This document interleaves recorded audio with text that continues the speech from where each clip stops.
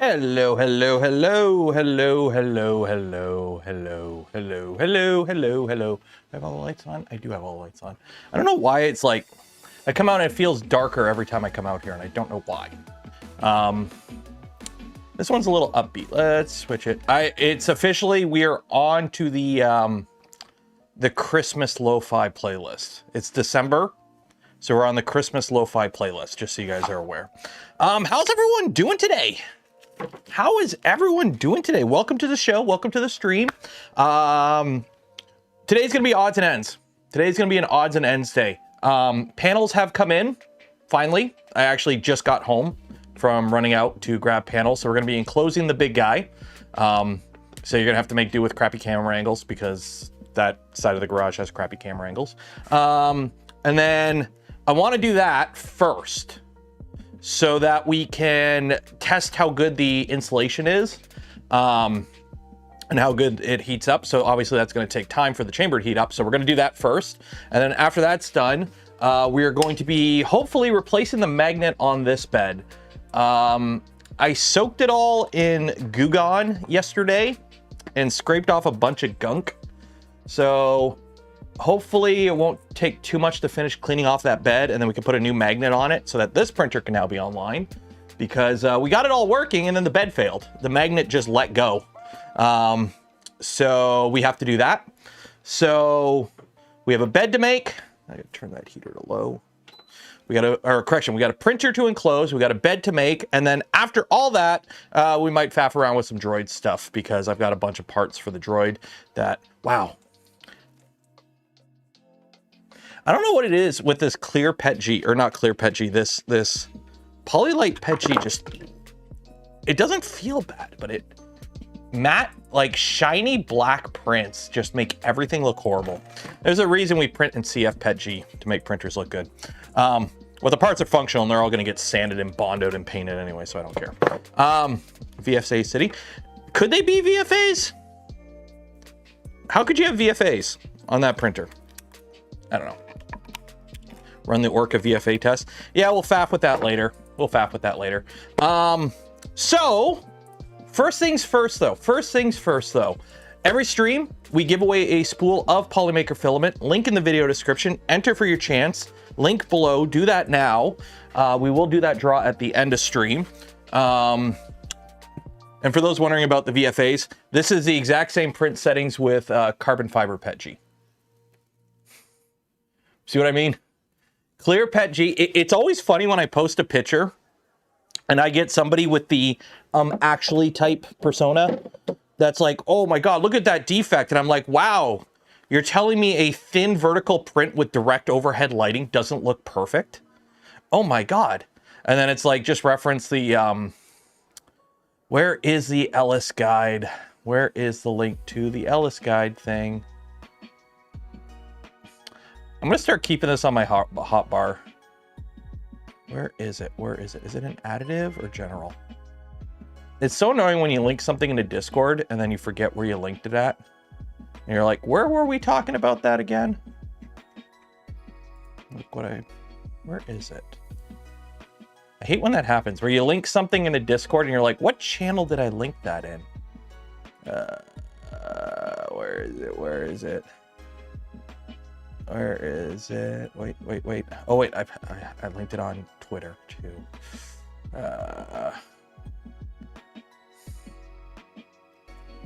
There we go. Wait. Show replies. This is a perfect example, okay? This print looks amazing. Look how good that print looks. Oh my God, if my prints came off my printer looking like that every time. Oh my God, what happened there? It looks like shit. Oh my God, this printer's dookie. Yeah, it's the same print, it's just lighting. It's just lighting. So, yeah. So let's get started. Let me get the tablet set up so I can see your beautiful faces when I'm on the other side of the garage. And then we will go over there and we will start working it up. I've got some panel clips. I'm hoping these work. I took the a modified version of the annex clips and I made them 12.5 millimeter because we're putting 1/2-inch panels on this printer. So I'm hoping it works. I am hoping it works. If it doesn't work, tape.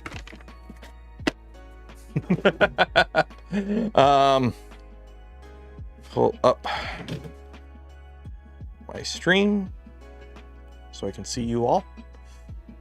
Andrew Rogers, $10 for a very fine alcohol fund. We will need some alcohol today, so we'll grab that. But right now, I'm going to have a drink of my delicious Gamer Sups. Use code Canuck.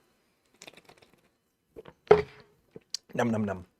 Okay, let's go over to the other side of the garage and get to work on this.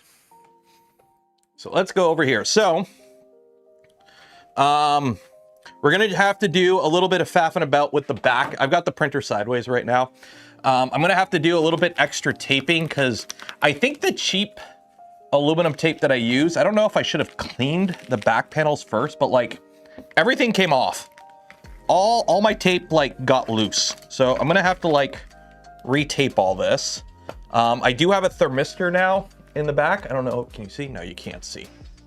This is a really bad camera angle. I wish I had... I need to get a better camera. The problem is everything is stupidly overpriced right now for like used stuff. I ran a thermistor. So we actually have like a proper thermistor for chamber temps. So we have that. I'll probably put more insulation on the back, but this is what I ordered.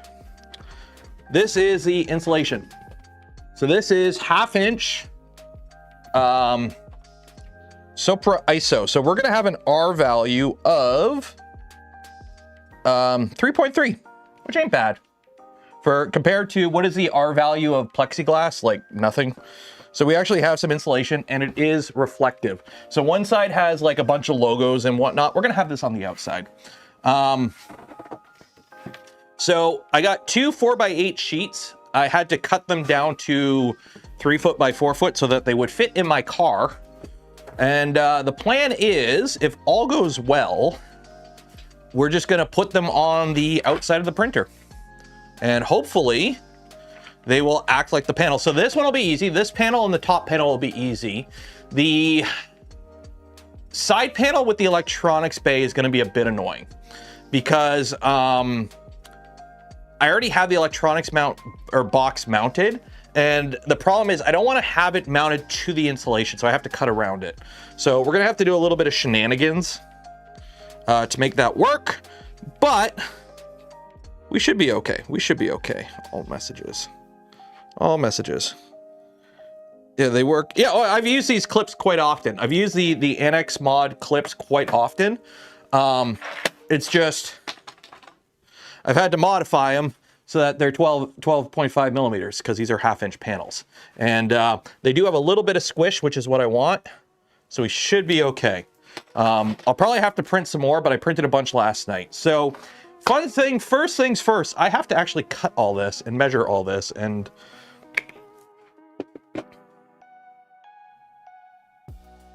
why do I hear? Oh, my wife just got home from work. I'm like, who's pulling into my driveway? And it's like, oh, it's my wife. My wife, you come home from work. R value plexiglass is 0.77 per inch. Yeah, so when you're using that thick plexiglass, you got like no R value. So here's the fun thing. I need to cut these to a certain size. So I have 2 options here. One, I either measure it, cut it, and then put it on and hope it works. That's option 1. Option 2 is I just take it as is and I put it in, and then I take a knife and I just kind of follow the trim and hope we're good. I'm gonna try cutting it to size first, and hopefully I don't screw myself doing this. So wish me luck. Because these panels are, we got room, and I have 4 panels, so I can afford to screw up once. Shoot, I could probably just put that in and then just run my knife right across. No, we're gonna do it right. We're gonna do it right. Doing it right, everybody, and we're dancing all right. Okay, we'll do it right. We'll do it right. Measure it once, cut twice. Exactly. Mount it and trim in place. Oh, you guys are gonna make me do this, aren't you? You're gonna make me do this, aren't you? Okay, you know what? You know what? cardboard template. Well, the thing is, they're all going to be different size. There's 3 panels I have to make. 2 of them are the same, but one has a big cutout, and then the top one's its own size. So it's not like, you know, making a template is worth it.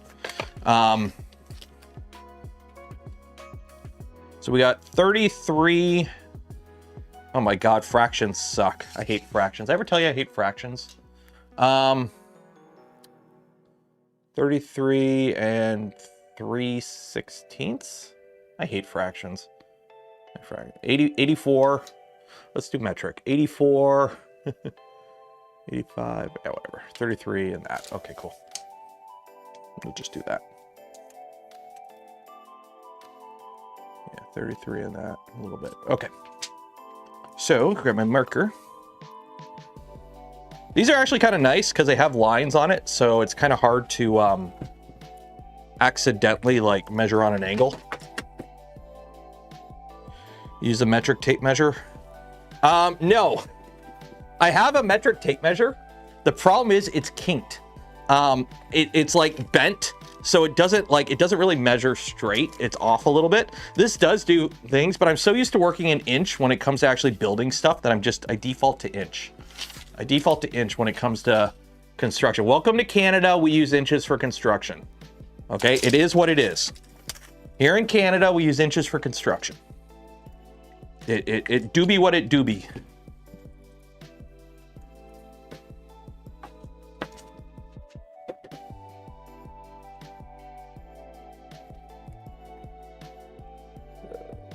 There.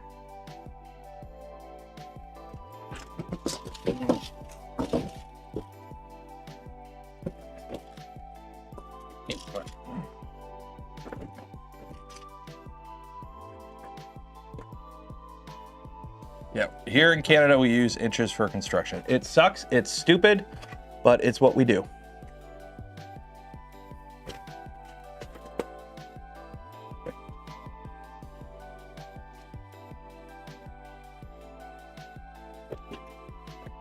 Okay, now,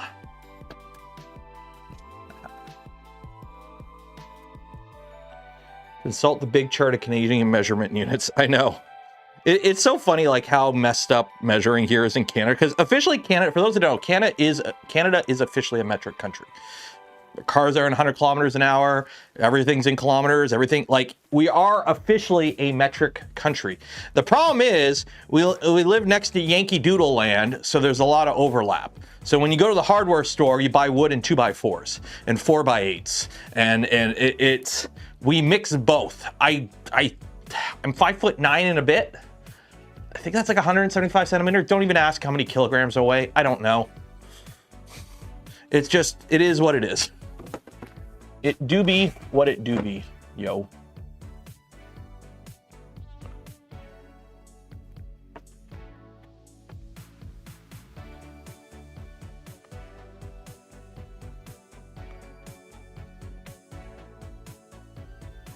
Probably should be doing this. I could probably, you know, stand this up and do it properly instead of leaning it on something, but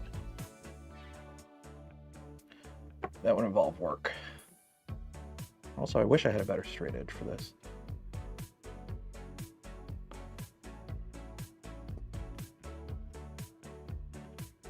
Oh, well. I mean, it's rigid foam. There's always room for fixing it. Right? You just get that can of Adithau and you're good, right? If you screw it up, just grab the can of Adithau and you're good. Okay.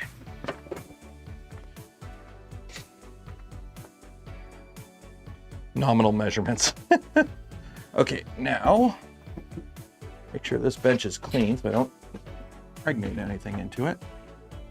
And where'd I put my knife? Where'd my knife go? Where did I put my knife? Oh, got it.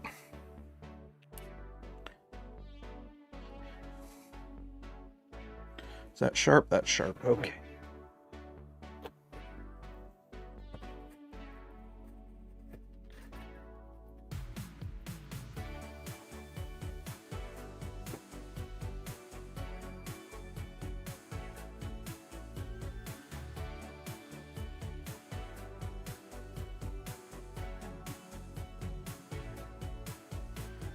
This foam is very rigid, by the way.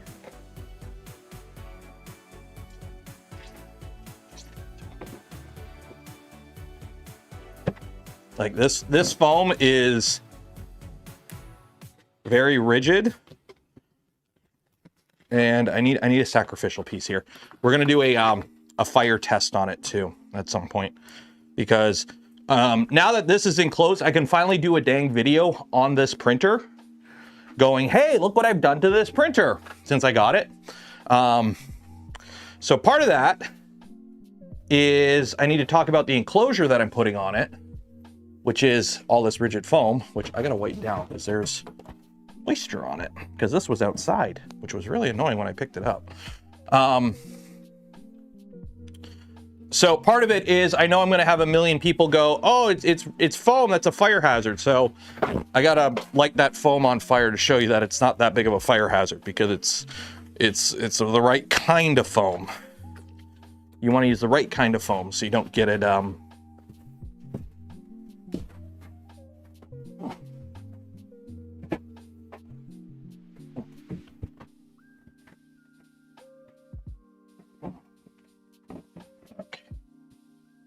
So let's see how well this works. Let's grab some tabs. Does it meet building regs? It's supposed to be fire resistant. So it's fire resistant. And it's supposed to be, it should be pretty good. It's supposed to be pretty good, apparently.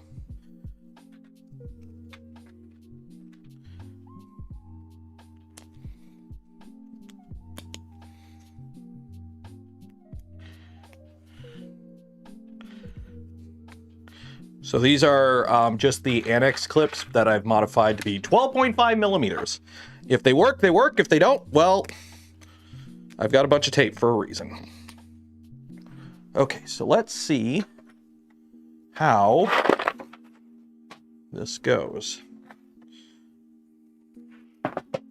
So put this on the inside because we don't want to see logos. So put one on the bottom here just to kind of hold it. All right. So that locks that. Okay.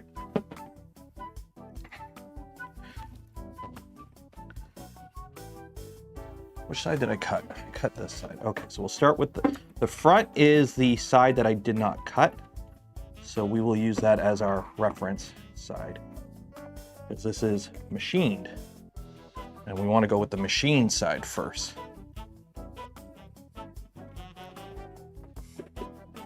This might work pretty good, actually.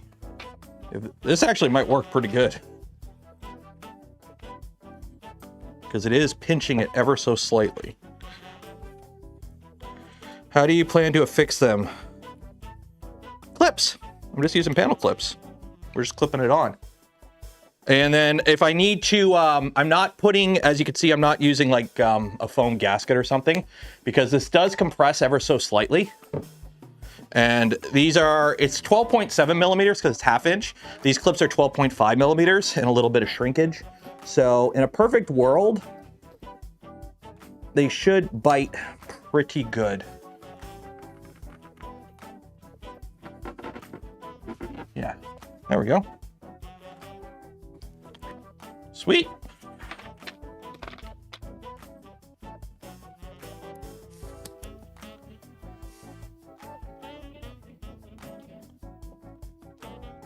Okay, so that one doesn't bite too well. I might have to put a little bit of foam. Yeah, see, they're a little on the loose side. So I am gonna, what I'll do is I'll put a little piece of foam on here. Because I think I have a little bit of foam somewhere, but I don't know where. Yeah, I have some foam, but I'm running low. Like, I don't have enough foam to do the whole printer for all the panels.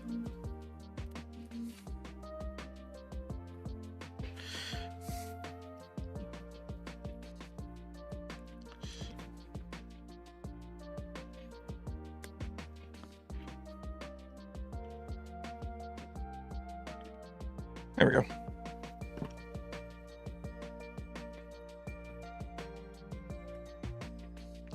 What fun it is to ride in one open sleigh. We're in December. It's officially okay for Christmas music. I've made the executive decision that we are on the Christmas lo-fi playlist season.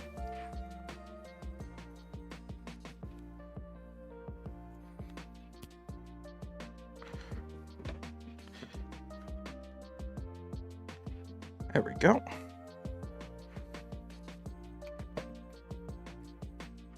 This side out. Okay.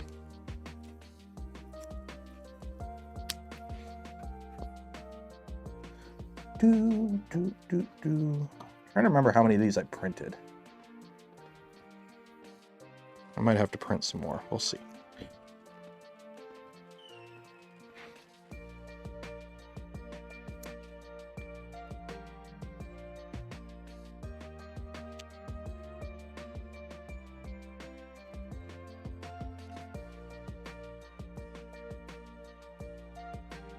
Yeah, this works perfect. This is actually working. Oh my God, this is working way better than I thought it would.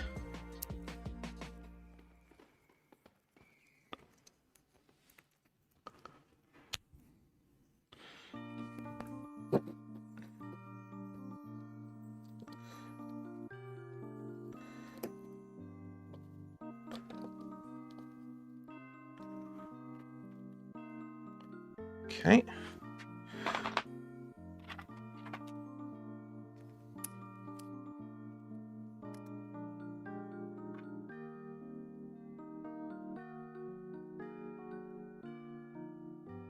Paint it with Flex Seal. I'm just gonna leave the aluminum. I'm just gonna leave it like this. I don't really see a reason to like go funky with it. And there is no gap. Like I'm not seeing a gap. Okay, so now we have to do a little bit more cutting because I have to about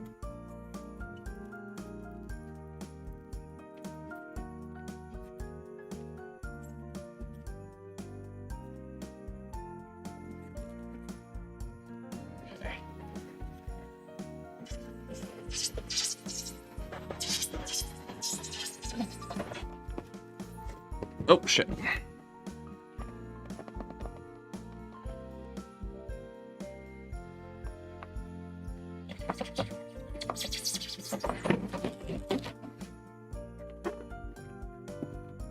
And this is why I purposely went up. There we go.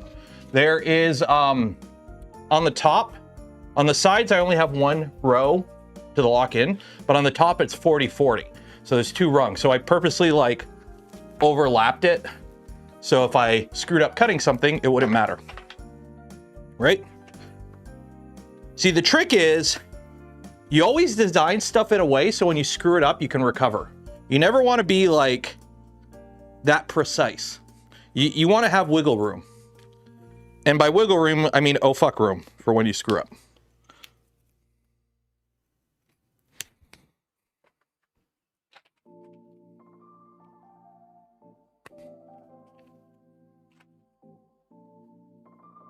Yeah, to the stuff to your garage door. My garage door just has, it does have foam, and then underneath the foam, I have, or on top of the foam, I have the Reflectex stuff.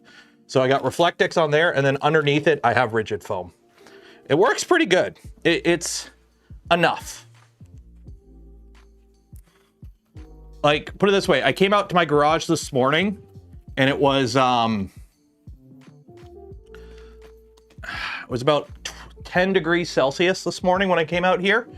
It did warm up a little over the day, but at noon I came out here, I turned my little heater on, and right now on this side of the garage, it is 16 Celsius, which is, this is actually a really nice temperature for doing this because it's not hot. It's firmly, wear a nice little long sleeve sweater or shirt and you're good type weather, which I like working in. Yeah, this doesn't rot. Like, I seen some people like, oh, use wood. Wood would work. Yeah, wood. The problem is my garage sees some pretty gnarly temperature swings. Like in the summer, it'll get to like 30s, mid 30s Celsius out here with like pretty high humidity. Because there's no aircon out here, right? I don't want to, you know, there's no aircon out here. So, and then in the winter, it'll drop down to freezing. So humidity is a thing I kind of have to take care of, like just trying to avoid wood basically. So rigid foam doesn't absorb wood. Or it doesn't absorb wood, doesn't absorb moisture.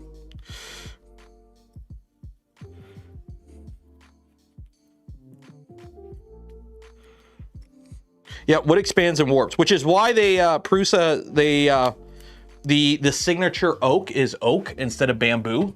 When they originally designed it, it was originally bamboo, which is kind of funny because Prusa made the first real bamboo printer.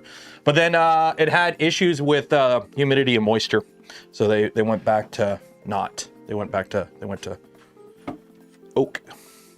I'm going to take some of these panels, by the way, and put them underneath. So underneath the printer, I'm going to put these up against the extrusions to make like a little insulating pocket underneath to try and trap more heat in the system. Because the bottom panel isn't insulated, but if I put some panels across the bottom up against the extrusions, it should basically make like because for those that don't know, the perfect insulation is nothing, a vacuum. Since you can't make a vacuum, you want to trap air. So when the air heats up, it acts like the insulation. So, doesn't Construct 3D use bamboo in the panels? Actually, you're right. You're right. Actually, I don't know if they use bamboo. I don't know if it's bamboo sheet or bamboo veneer. I can't remember. Okay, so that is that one. Now we got to do the top. So for the top, we got to do the same thing. So this is going to be a little annoying because I have these little corner pieces that I hammered in, and I think I have to get them out so that the panel, yeah, so I got to get rid of these stupid corner pieces. Let me get something to pry these off. And by pry them off, I mean break them. Because I'm probably going to have to break these off. Will you work? No. You work? Yeah, you work. Why not? Why not? Why not?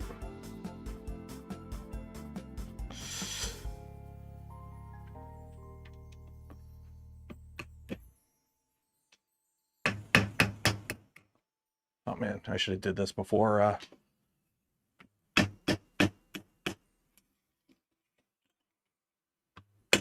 Yeah, I should have did this before putting those panels on.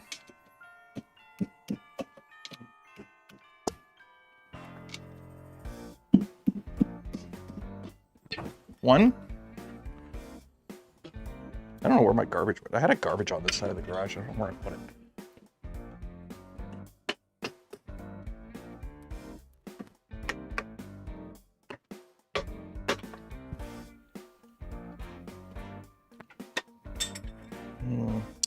Do I have a pair of pliers? Just pop it off.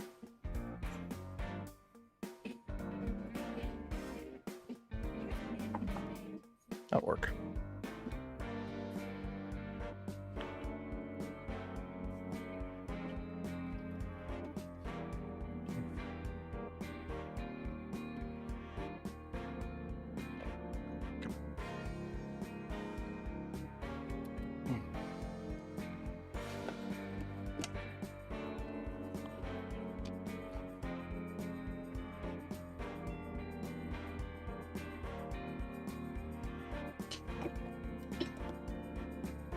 No, come on. Come on. There we go. Ow. Okay, I pinched myself that. There we go. Got that. Okay. So now, printing a vacuum would be terrible for part cooling. True.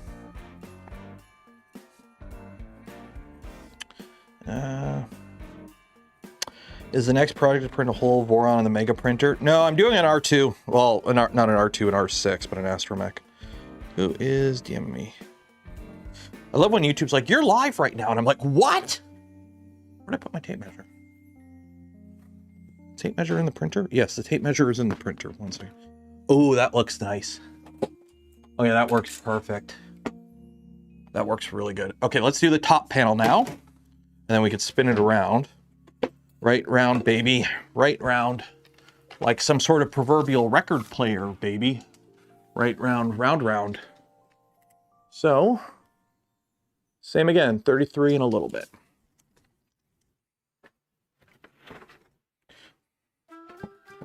Which side is the machine side? This side.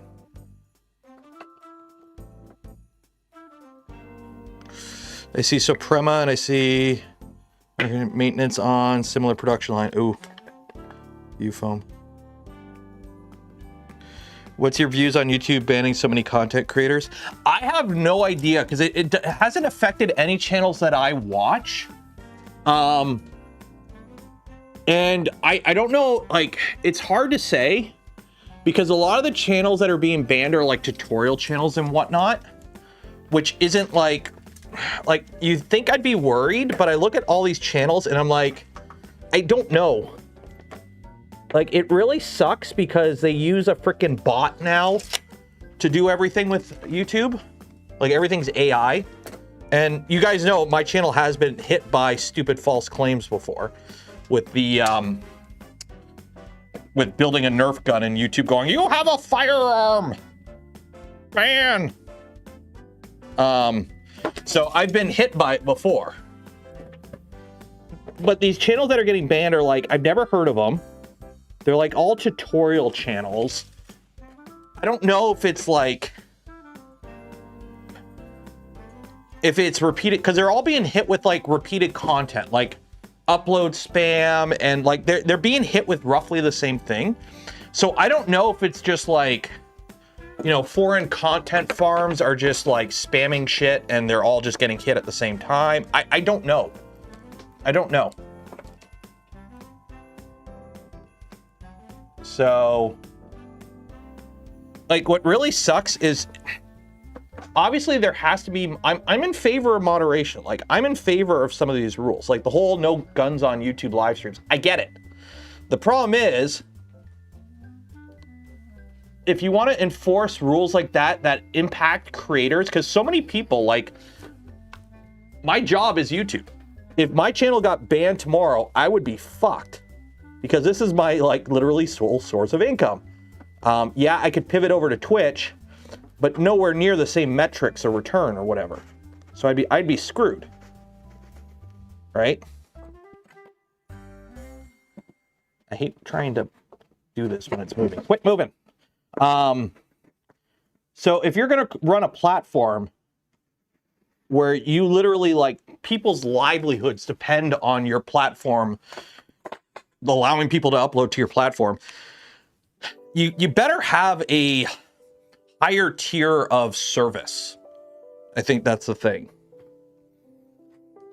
Like, it's not so much that they're banning accounts. It's like, okay, if your account gets hit with one of these, there should be a better system in place for appealing. And it needs to be a much more open system. Not just like you fire off an email and you hope to God you get somebody who knows what they're doing on the other line that can fix it.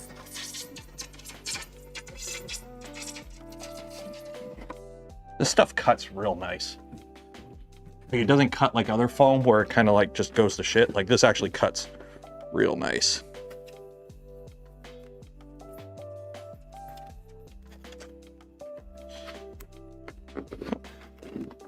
Oh no. There we go. So yeah. I think the ban was AI. I think it was a snitch. Well, it's happened to a few other YouTubers. A few other 3D printing YouTubers have been hit with getting taken down for building firearms on a stream or holding a firearm when it was a Nerf prop. Although another YouTuber that I kind of watch it, well, he's a Twitch streamer, but I watch the YouTube VODs, or not the YouTube edits of his streams. A guy by the name of Uo's Lab. He does like a bunch of random like mad scientist shit on YouTube. And he built some Nerf blasters on Twitch and YouTube. He multi-streamed, and he was fine. So it's like, I don't know if we have like some person with a chip on their shoulder that's reporting it, but it's like, why would they report me? And like, who was it? Digital Drake? I can't remember. Lee Marie 3D. Like, what do we have in common that would leave us to have like a common enemy who would report us for that kind of stuff? That's what I don't get. That's what I don't get.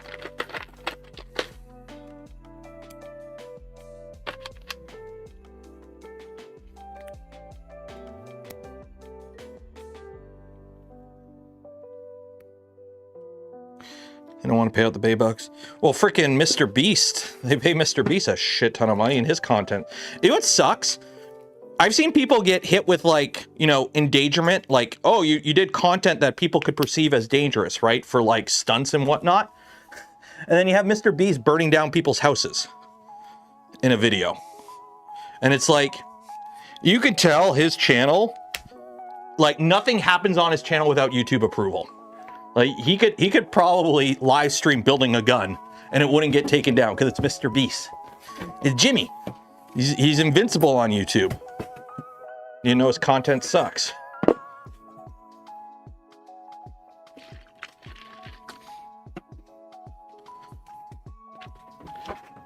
Okay, let's do this. Write this down.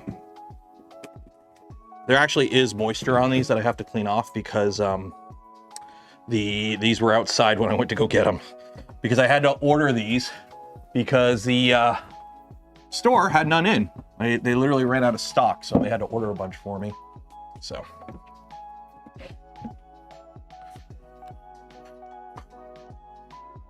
We have about 8 products, too much to do and not much. Actual problem. A bunch of random stuff. 1 second, my wife just got home with the little guy. I'm just gonna go check on him, see what they're up to. So, un momento, 1 minute.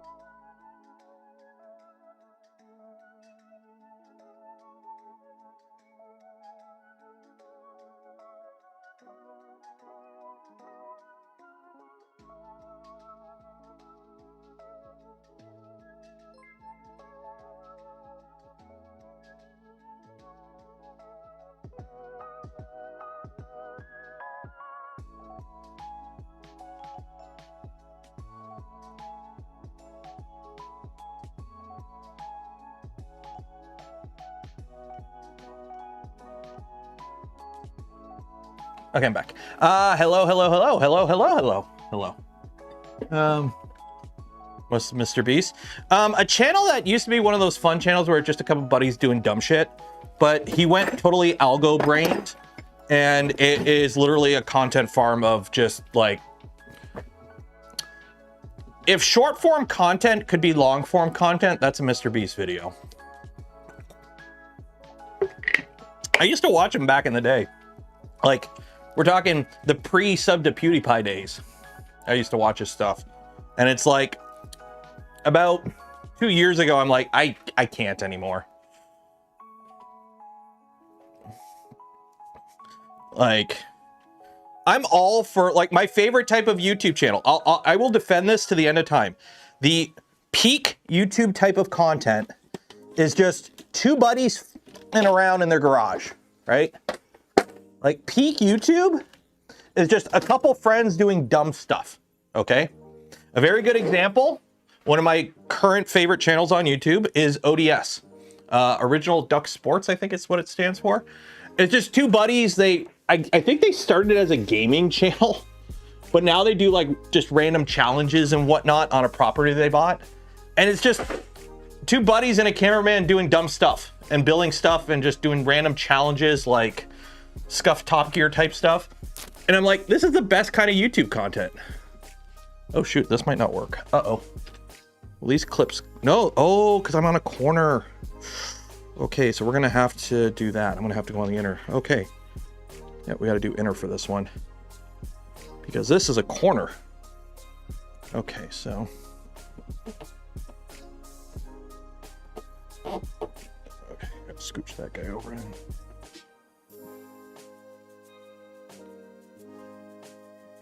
Hopefully that works.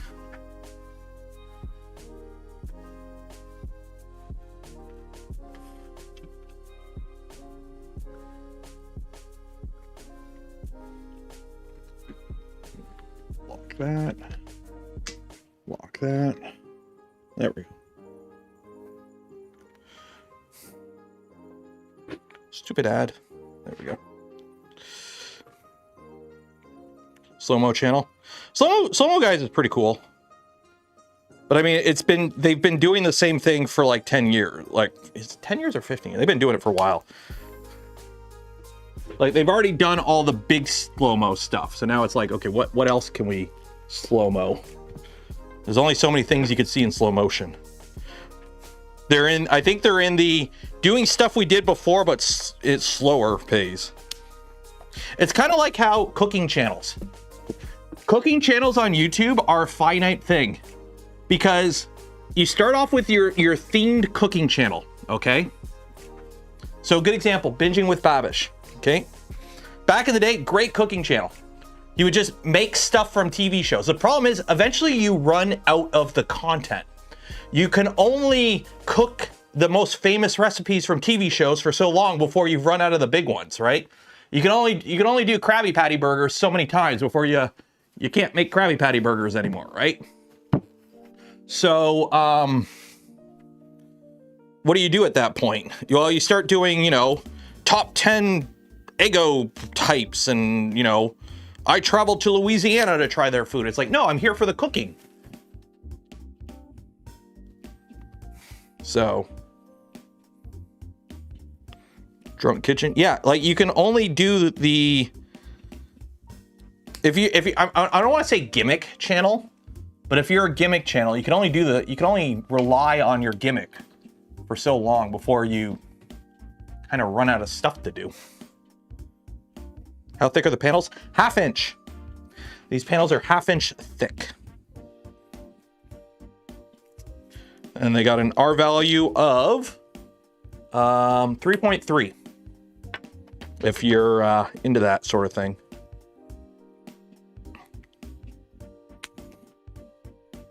Look at 3D printing content. Why do you think I don't do reviews? Why do you think I do live streaming? It is so hard to, I got my little niche here that stands out and is different from everyone else doing the same stuff, and I like it. There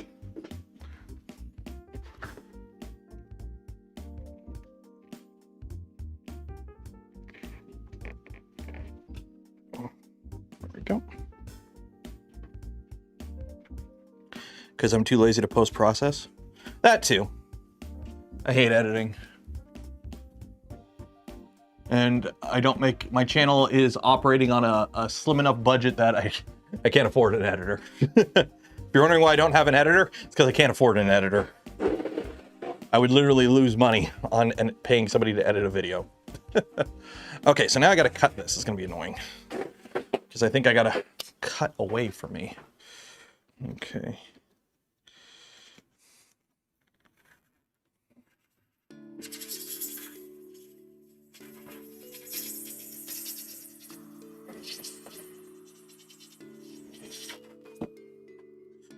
Go. No, this is...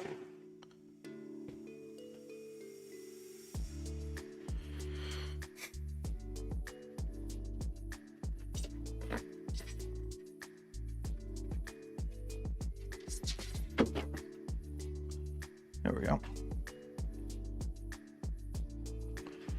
There we go.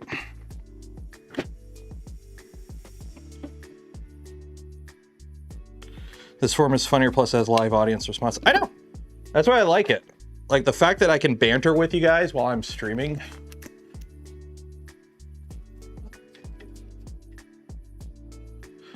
Like it's funny whenever I go to like a good example. We went at the Prusa event there, right? A couple weeks ago. You know, I'm talking to other creators, and I won't name names, but some of them were like, you know, they don't build kits, and I'm like, why don't you build kits? Like, you just do printer reviews, just like build a kit. And they're like, oh, the amount of time it takes to build a kit, and then, you know, you have like 24 hours of footage, and you got to edit it, and you got to do all this stuff, and like, if the video doesn't, like, the odds of the video doing good and making back on the investment, and I'm like, see, that's the problem. You're looking at it like a job, which, to be fair, you know, it is a job. I mean, it is a job.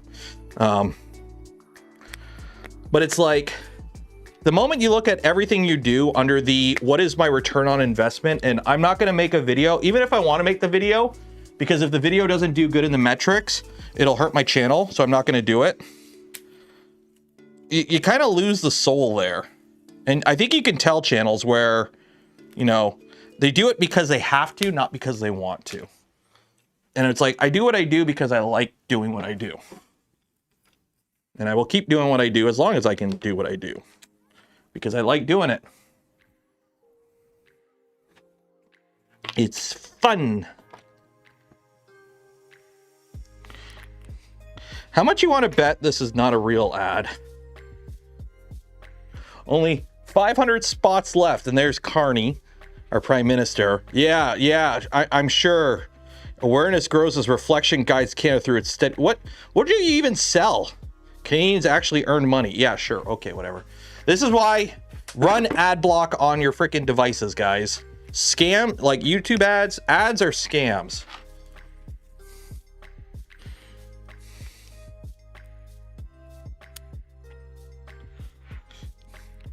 These panel clips are the normal annex clips that I took in Windows 3D Builder and just stretched them so that I had they would clip onto a 1/2-inch panel. It's actually, the panels are 12.7 millimeters.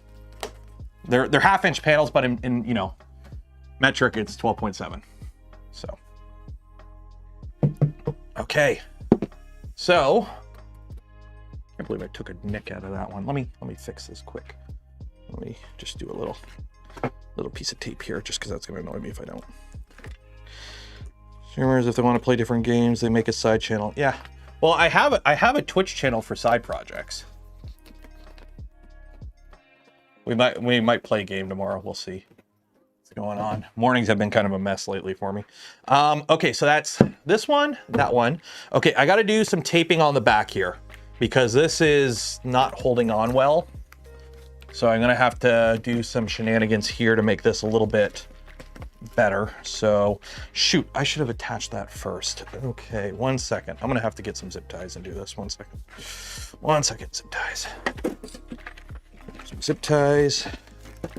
I should have did this before I put the side panel on, because now I gotta crawl in here. Oh no, it's all dark now too.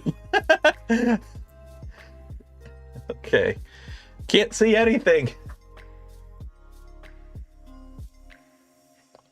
Okay, 1 second here. So you're gonna go right here. Okay.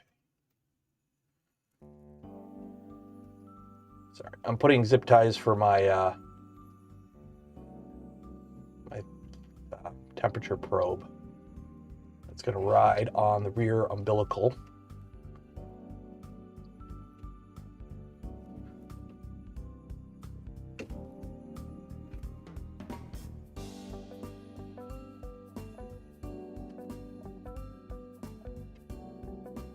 Go.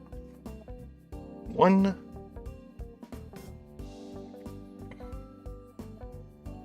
That was horrible. Nope, I'm moving that. I don't like that. I don't like where that position is. I know you can't see me. I know you can't see me. I'm inside the printer. Hello? Can you hear me? I am under the printer. Please enter. Okay.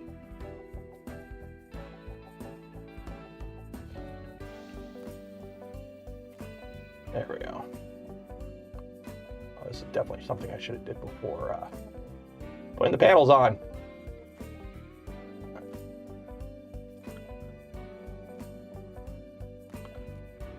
There we go.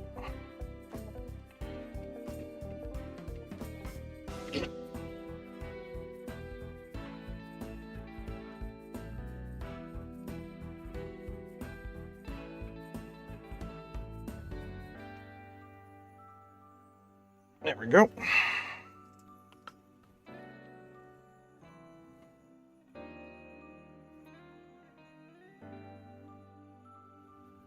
There we go.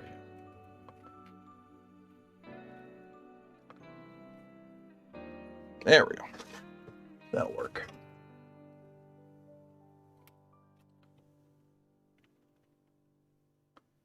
There we go. Okay. There we go. It's going to get really annoying real quick once I can't blow everything out. Now that this panel's or printer's enclosed, I can't just get my my blower and just blow all the crappy air out. Or not crappy air, all the bits and bobs from printing. Okay. Always test before using. Okay. And even a 3D printer, you can hear that. Okay, so this is aluminum tape, and it's like crappy black off-brand aluminum tape I bought years ago, and it's not sticking too well. So I actually have some proper aluminum tape. So let me wipe down everything back here with ISO.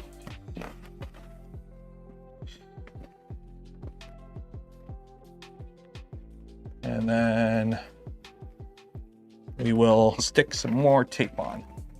And then what I might do is cover all of this with another thing of Reflectex for more insulation. We'll see. We'll see. Where's chat? That's what vacuums are for. Yeah, but why use a vacuum when I can just use my leaf blower? That's what I was using, my leaf blower. Like legit, just grab the leaf blower and just and clean out the printer. It worked really good, actually. It worked really good until it didn't. And by didn't, I mean, oh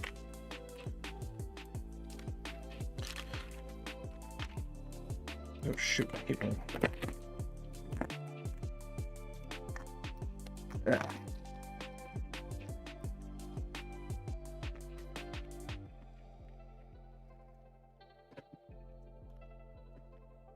Go. I mean, this is the back of the printer. You're not going to see it anyways.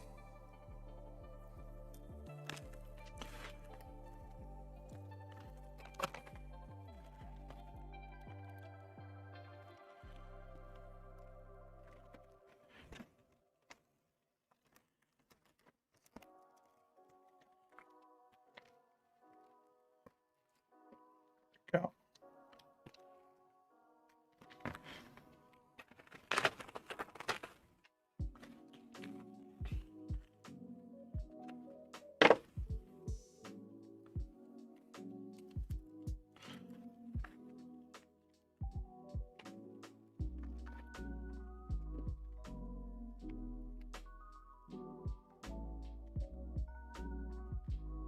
Oh yeah, this stuff sticks much better.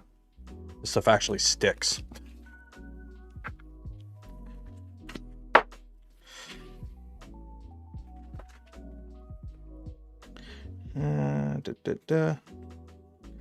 So I still have to put some sort of air circulation fans in here. That is something I'll have to mount under the bed. So that's a future printer project. But I want to see how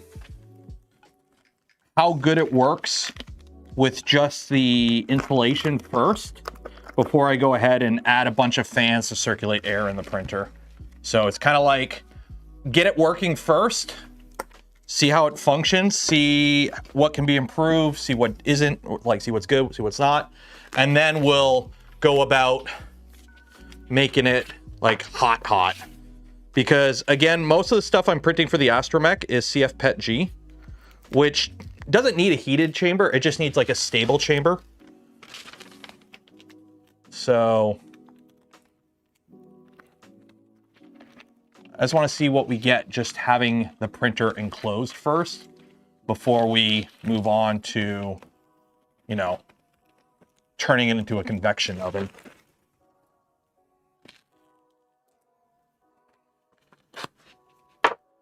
So we'll see. We'll see.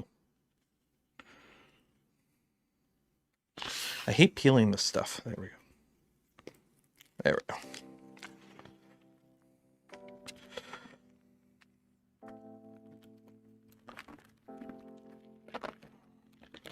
And if you're wondering what you're looking at back here,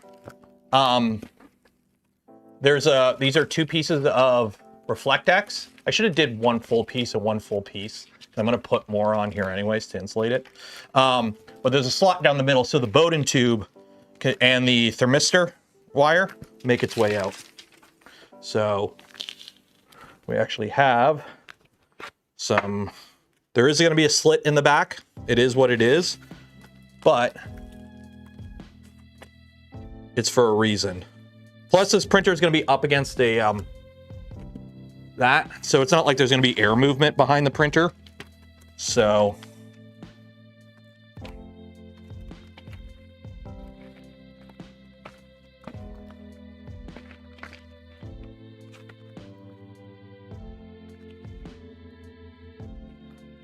by the way, aluminum tape's not cheap, so don't waste this stuff. I just happen to have some.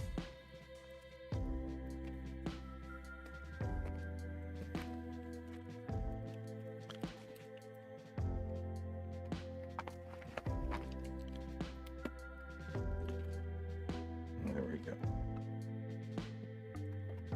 There we go. Okay, so that should be good on the back. Actually, let me across there because that's kind of, yeah. This is coming loose.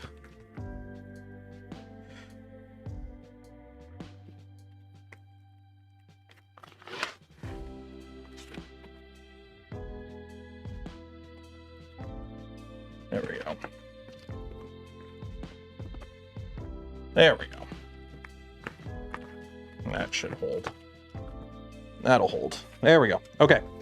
So, put some more zip ties.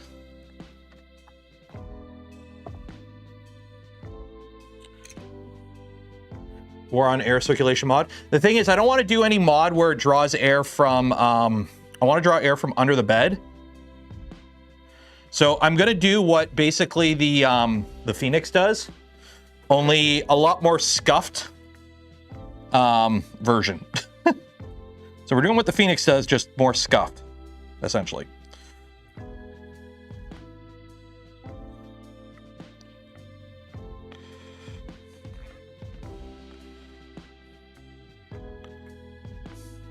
That'll work for now. Okay, now we got to spin this around so that I can do the last side. Because I'm going to have to faff with that later because there's wires just kind of dangling out, which isn't perfect, but it is what it is. Okay.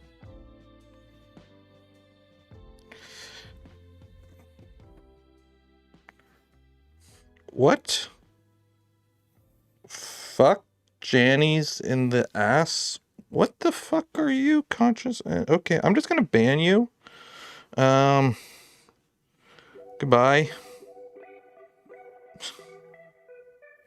Come into my chat, spam random shit. Yeah, I'm just gonna ban you. I have no idea who you are. Get out of here. This is gonna suck though, because I'm gonna have to move my filament intake, I think. Because my filament intake is in a way, so.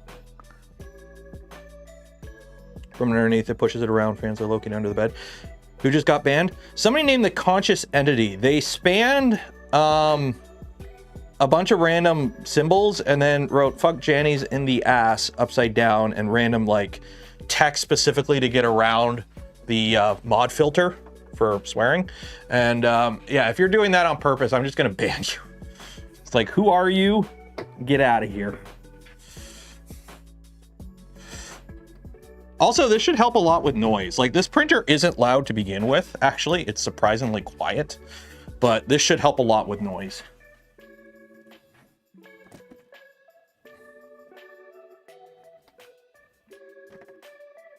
Go. Okay, shoot, I should have unloaded this. Yep.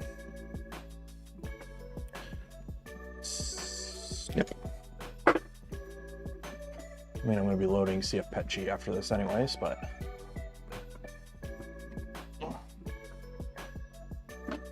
Okay. This has got to come off. I need my Allen key.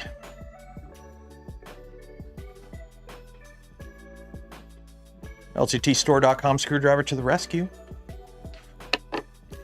Wrong size.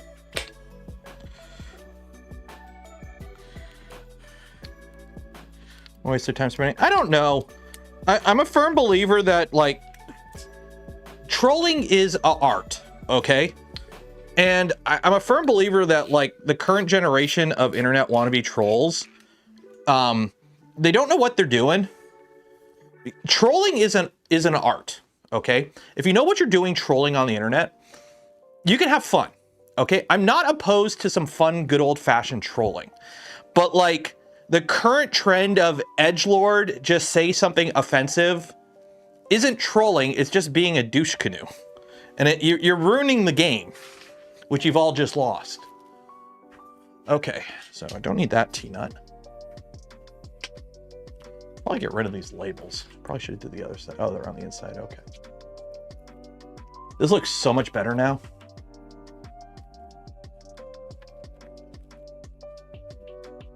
Let me grab a little bit of something here. Where is it? I know I have some somewhere.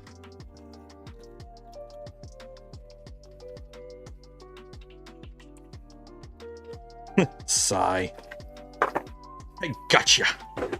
Trolling is a art. And I think kids now just assume it's like just rage bait. Like, rage bait is not trolling.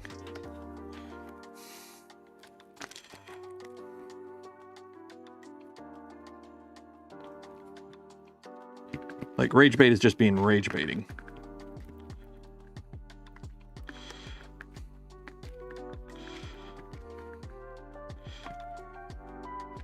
Just putting some sleeving on this for now.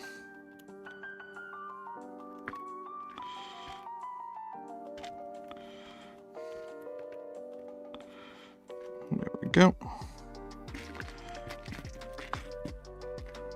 So yeah, we do have a little bit of a hole in the back, but it's for a reason hole.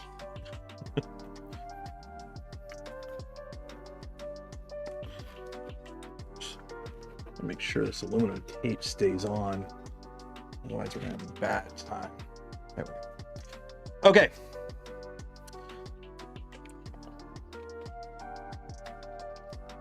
That's why I completely avoid three things: religion, sports, and politics. Are you ready for my tinfoil hat? Okay. I know people don't like when I go down to politics. The whole, I don't like politics, we should never discuss politics, is in itself a political movement by certain groups, because when people don't get involved with politics, those that are very adamant about politics, which happen to trend from one direction, tend to vote more often and win more often. So the whole, I don't like talking about politics, you should never talk about politics, blah, blah, blah, blah, blah, is literally a push from a specific group to get people not interested in politics, so that their base, who is very adamant about politics and wants to do a lot of stuff to take away people's rights, they win more seats. That's my tinfoil hat thing. The whole don't get involved with politics is in itself a political movement, so that political movements that are more out there gain more votes, because they want to push those that sit in the middle to not pay attention to politics. Anyways, who's gifted a community membership? Was that Bearded Printer? Bearded Printer, congratulations. Thank you for supporting the channel, the content I create, and the things I do. Best way to support the channel is be a channel member. Next best way is to gift channel memberships. So.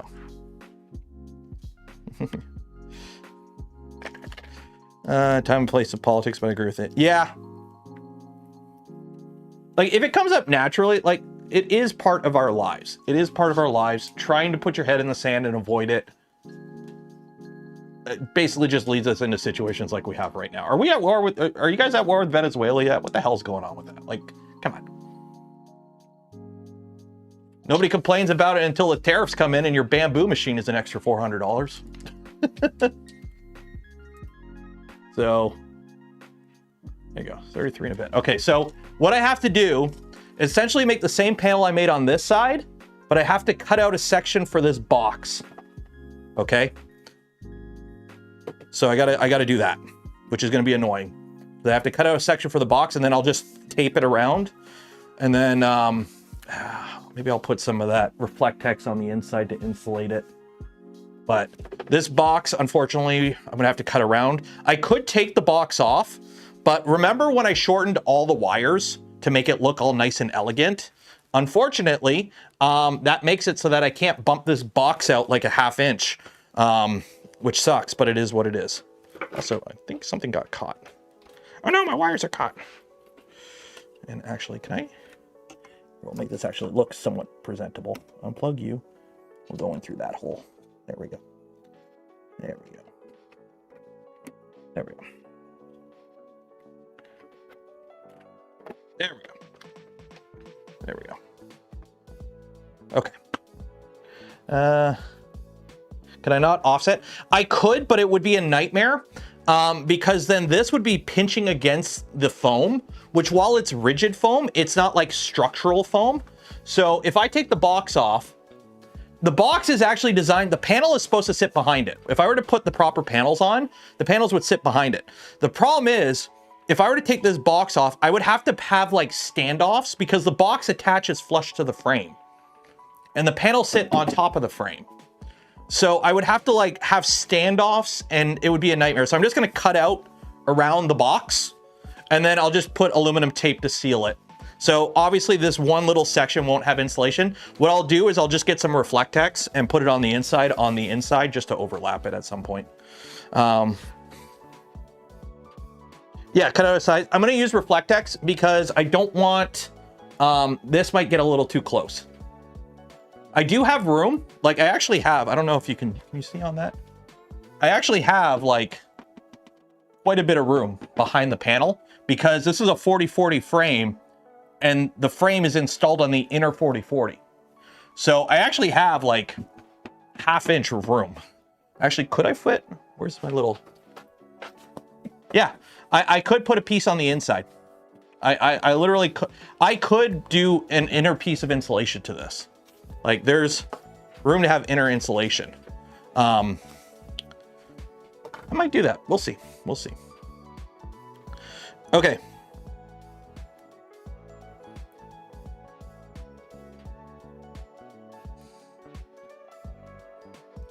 I'm just looking at chat. Okay. Okay. So I have 2 chances to do this, luckily. So we got another 33 and a quarter again. So luckily I have 2 chances to do this because I have 2 pieces of, and honestly, worst comes to worst, I could just do 2 pieces. Like I can do 1 piece and then another piece and then just tape it. Worst case. I'd rather not, obviously, but that is an option because I do want to put insulation under here too, up against the panel to insulate that as well. Okay. The rail guide clearance. Yeah, that's what I mean. That's why I'm going to use the Reflectex on the inside. Okay, where is the rigid side? That is the rigid side. So 33 and a bit.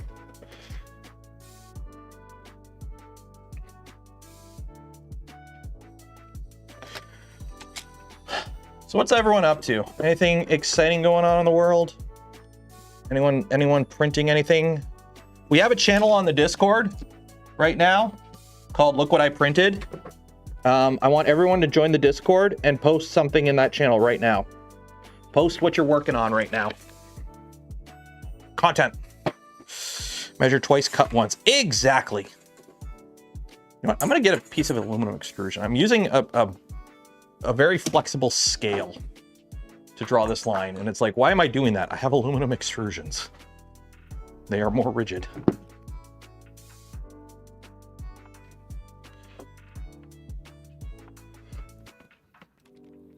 Oh my God, that's so much nicer. Why did I not do this from the beginning?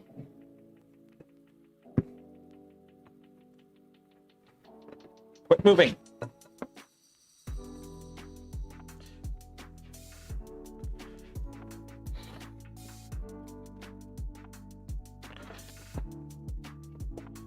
So you guys all also cut up on Pluribus? Can I talk about Pluribus?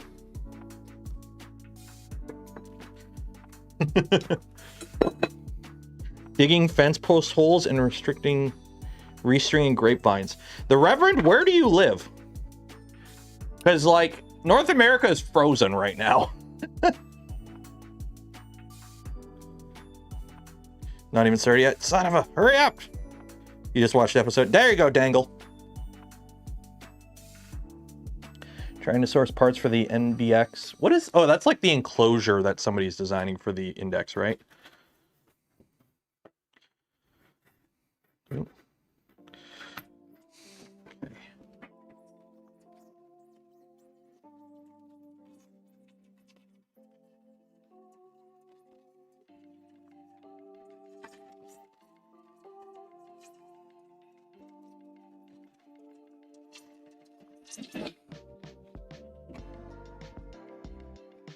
There we go.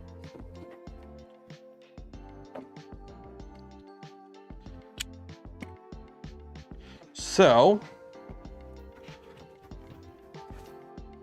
get this out of the way. By the way, this is my spool holder. It's the spool holder from, like, it might be an Ender 3 spool holder. It might be an Ender 3 spool holder, but I had this brass bushing in my toolbox from my mold making days, and brass is pretty smooth, right? And it happened to fit perfectly in it. So I just glued it in. It fits 3 kilogram spools. I tried putting tape on it to see if it would make it smoother. It didn't. But you can see it polishes it. So it's brass and it's smooth and it spins. So this is my spool holder. And guess what? It works pretty dang good.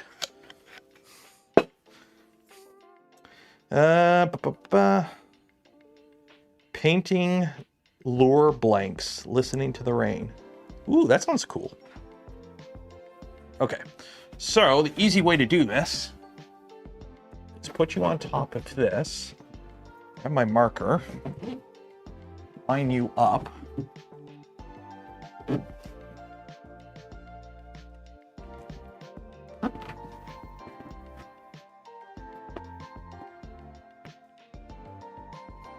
There, there, and then I can take this. And there, I wrote it. I gotta hold that there. You're gonna go there. I could measure it. I know I can measure it. But I'm not going to. I'm gonna do this, and then I'm gonna do this. Hold, hold. No, I moved it. I got to stop moving it. Oh, no. I take a marker out of my mouth. Bleh. Okay.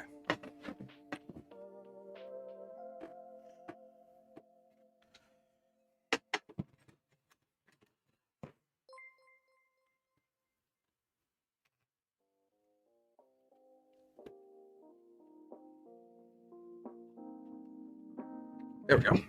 Haha.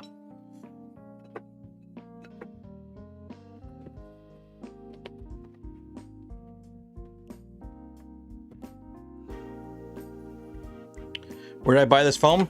BMR. It's a, like, French Canadian hardware store. Okay.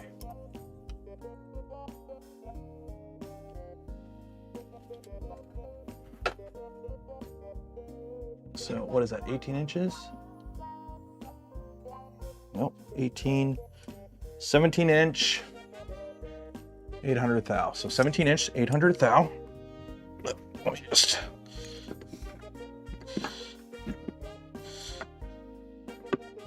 (17-inch, 800 thou). Line this up. You can't see me, right? I'm sitting on my butt.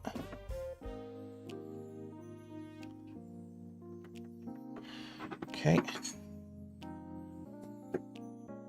And what is that? That's just a 12-inch, 900 thou. Oh, that actually works pretty good. Okay, so 1 second here. Hopefully I'm doing this right. Again, I have 2 chances to do this right. You can't see me because I'm sitting on the ground. Sorry, guys. I'm doing precise engineering right now. And by precise engineering, I'm eyeballing this shit.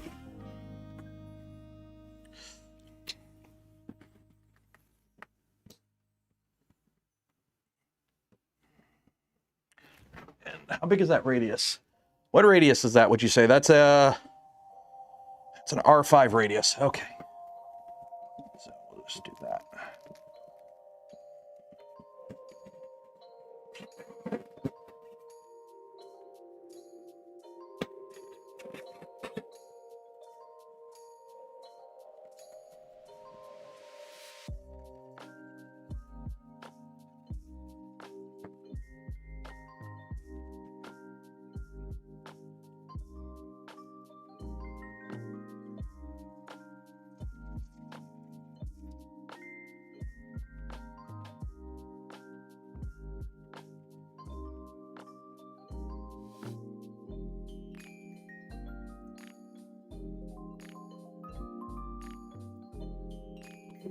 There we go. Huzzah. What did I hit? What did I hit? What did I hit? I hit something. Okay, right. Measure twice, cut once. Exactly. Or in this case, measure once, cut once, call it a day. Move on with your life.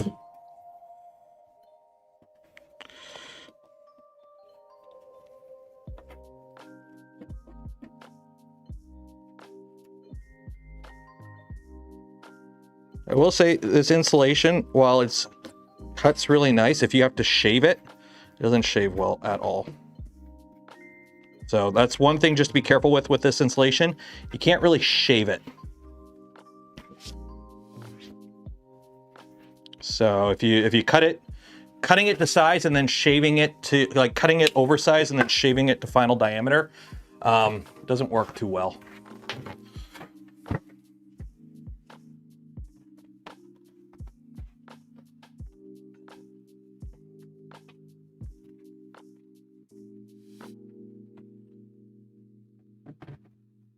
There we go.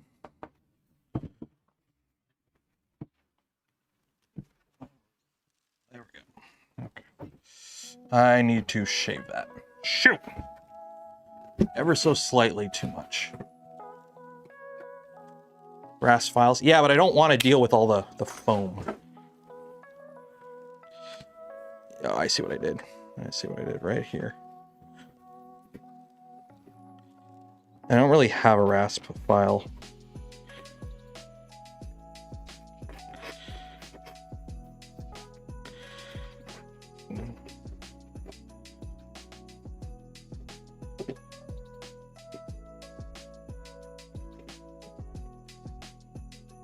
I'm like, I'm gonna tape it up anyways. Why did I bother try cutting it that close anyways?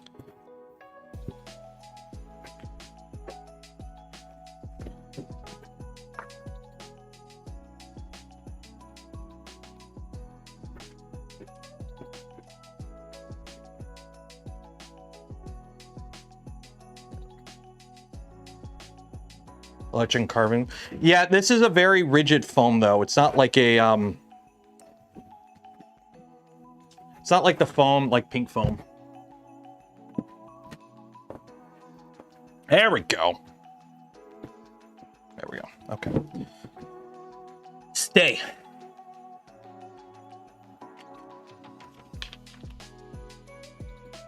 Just realizing I'm missing pieces for this.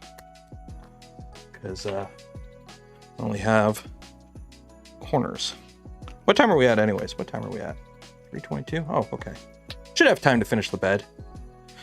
The plan was to get this insulated so that I can heat up the printer and let it do, you know, printer stuff while we swap the bed out on the other printer.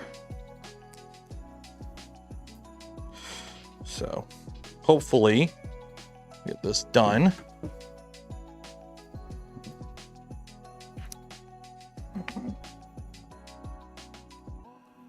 Oh wait, did I? Oh wow, that is. Did I measure to the wrong one? I did. I measured to the wrong one. Uh-oh.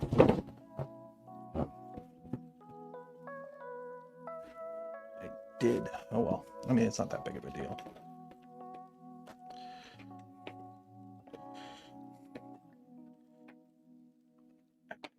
There we go.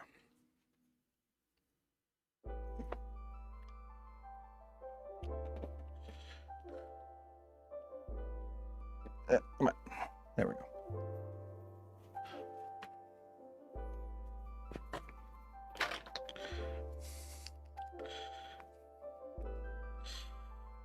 Someone tests if BTT wiki is down. Yes. Styrofoam hot wire cutters. Yes, if you were doing this a lot, like I'm sure, like it was Luke from Luke's Lab who recommended that I use this material. Yeah, see, I screwed up. I screwed up.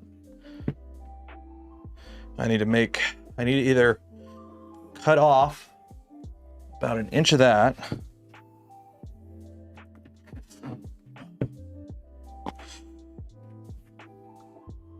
Or that won't engage. Shoot, that won't engage.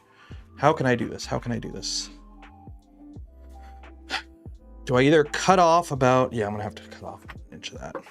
Is there anything on the inside there I gotta worry about? No.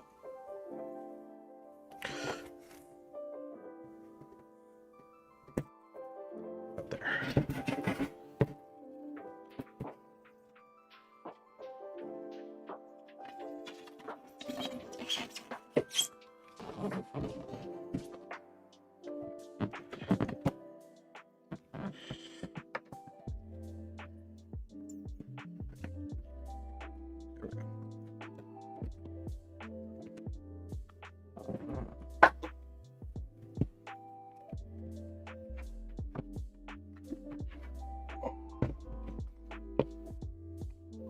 There we go. That works.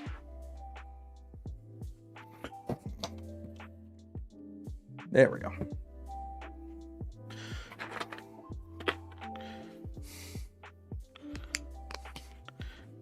Do I still do resin printing? Every now and then. I haven't done resin printing in a while.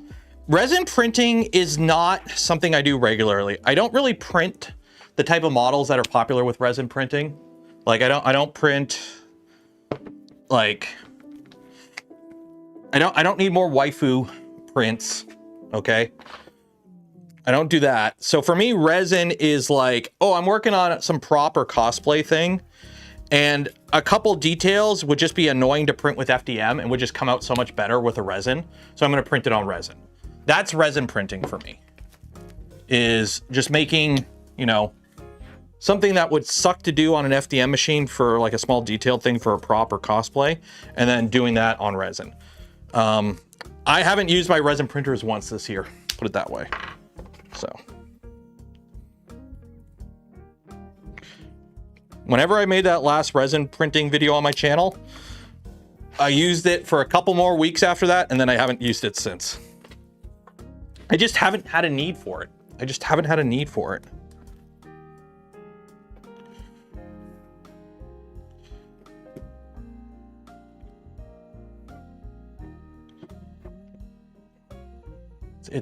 It's not my jam, baby. Okay, now, where is it? Right about.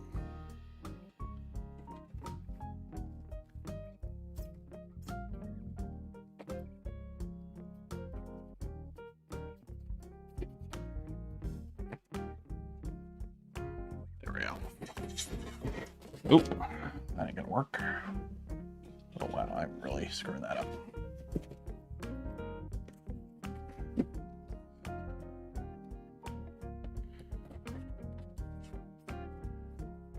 There. Okay.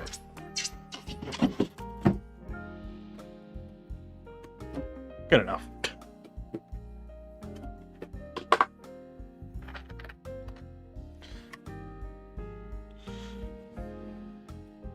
Yeah, it's annoying because you have to have the resin machine set up, then you have to have the cleaning station set up, you have to have a workspace for it set up. It just gets really, it doesn't have the same workflow as any other printer, right? Resin printers are resin printers, and you have the resin printer workflow with it, and it's annoying. I find it annoying.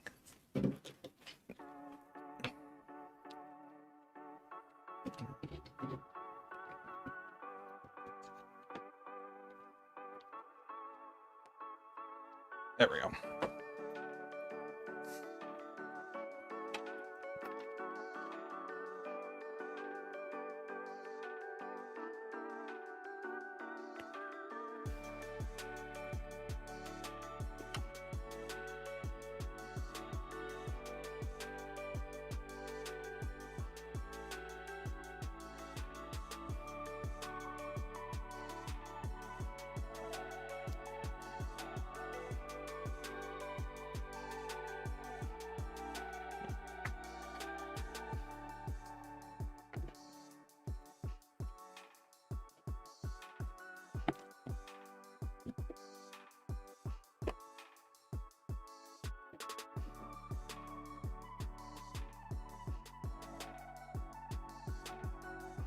Almost there, guys. Almost done. I just got to tape up the inside. And we're good.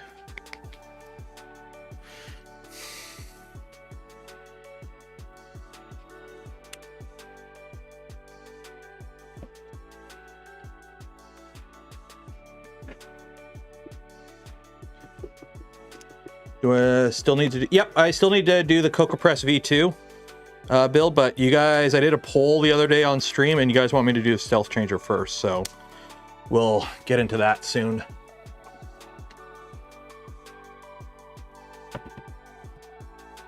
One more here.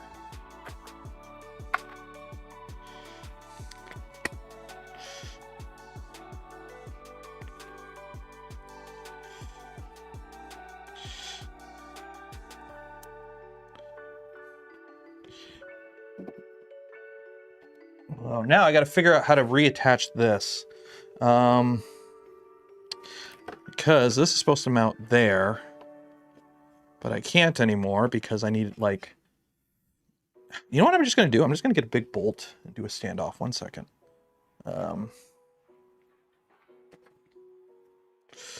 M5 by, add another 1/2 inch to that. I mean, it's just a spool holder, right? So it's not like it's crazy.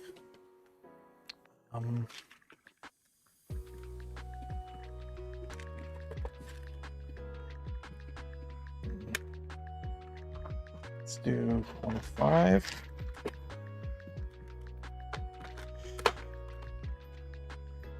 That guy.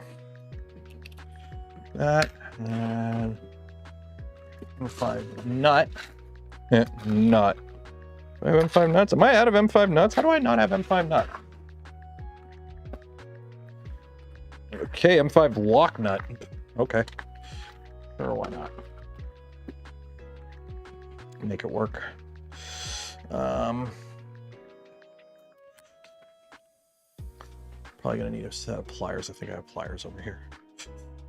Let me just see what we got here.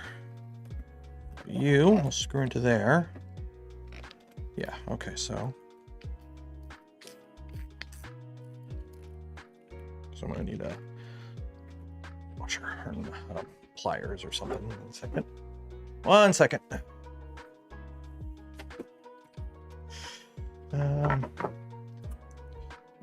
Where is my little pliers? Oh, here they are. There you go. Don't forget, every stream we give away a spool of Polymaker filament. Link in the video description. Enter for your chance. I think their Black Friday sale is finally over, unfortunately. So if you want, the cheapest way to get the filament is to win it. And if you want to help support the channel, content create things I do while I'm down there, don't forget to like the smash button, subscribe if you're not subscribed. And if you want to help support the channel directly, consider becoming a channel member, Patreon supporter, or if you're really cool, gifting memberships to others. Or hey, just go get some gamer subs, use code Canuck, save some money.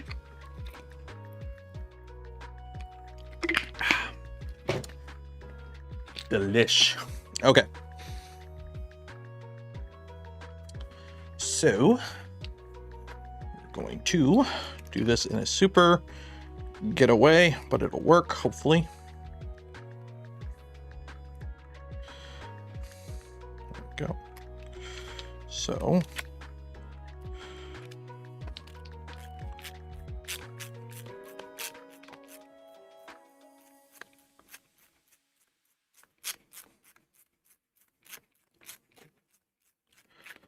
what we're doing is I have a really long M5 bolt here.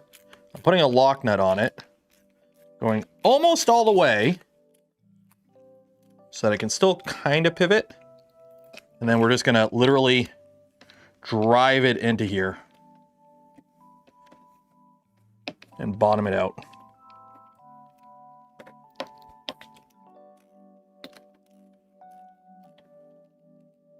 Bottom out in that T-nut. So now we got a little bit of play in that. There we go. Okay. Now I got to tape off that inside. So unfortunately, you guys ain't going to see anything. Fortunately.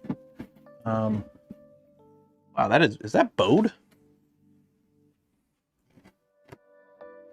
That doesn't sit flush in there. That is annoying. Okay,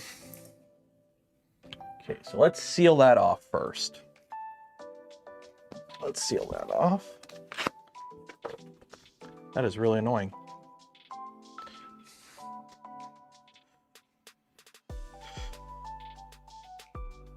The box doesn't sit flush with the panel. It's like leaned out a bit.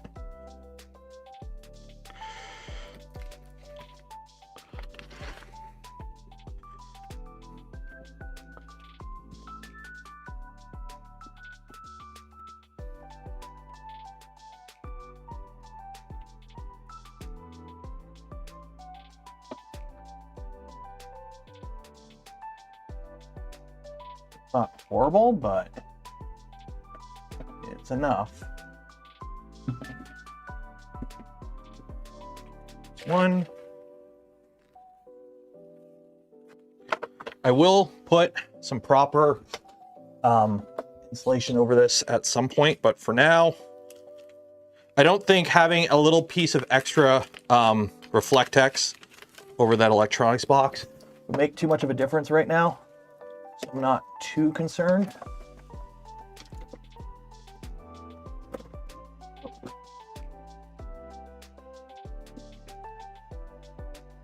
For now, I'm just concerned about sealing it off so we don't have actual, like a vent. Like we're not leaking heat. Don't want to be leaking heat.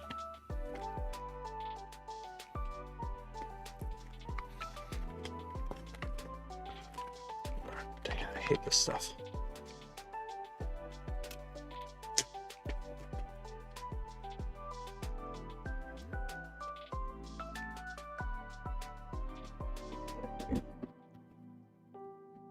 There we go. Okay. One more. And then we're done. Oh wow, this is working pretty good, actually. This is actually looking pretty dang good. I'll show you here in a second.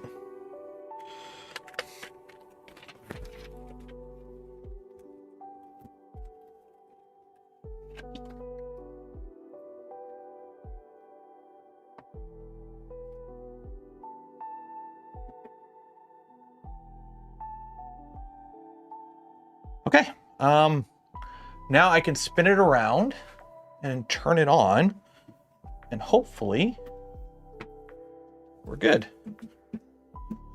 So,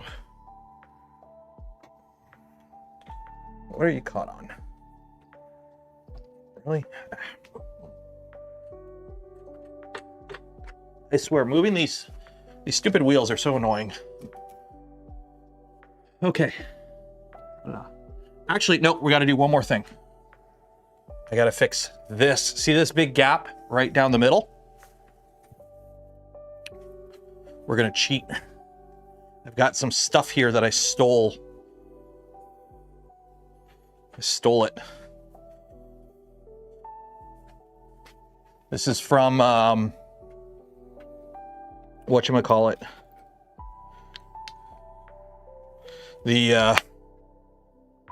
I think it came with the, I can't remember which printer. It came with the printer.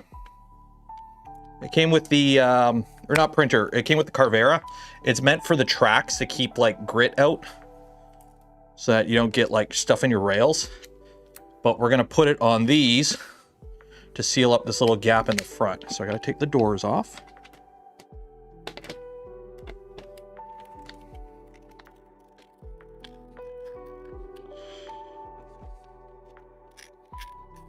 Or take the handles off, you'll see. I was gonna do this yesterday, but then I realized I had to take the handles off.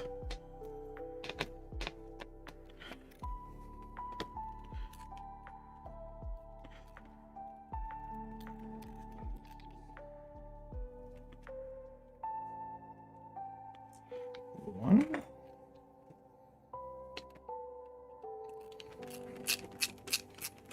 These doors are... I might actually end up putting insulation on the doors as well, because I'm going to lose, for all the heat I'm going to keep in here from the panels, I'm going to lose from the frickin' door. So I probably will insulate this door somehow. Maybe I'll double glaze it. Get some double glazed panels up in here. Okay, so let's get some light. Let's get some light. 1 second. 1 second here. Where's the plug? There's the plug. Plug it in. These light.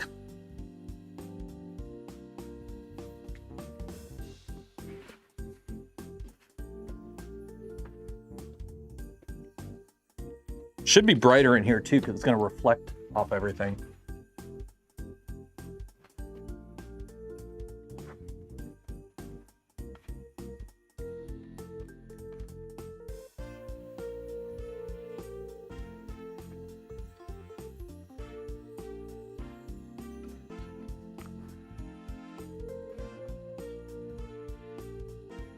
So, as you can see, we got double-sided tape, and then it's just rubber or whatever. So we're just gonna put this right over that, and it'll look how nice that looks. Pretty good. Not gonna lie, that looks pretty good.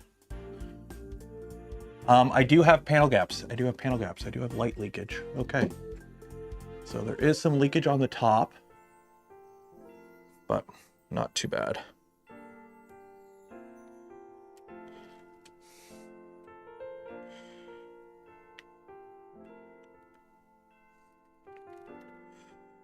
Okay, so now this is gonna be fun because I gotta do this pretty level.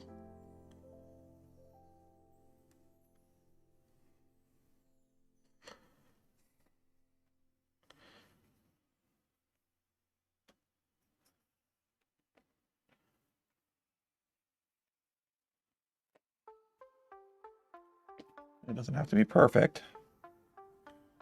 It's just gotta be enough to block most of it.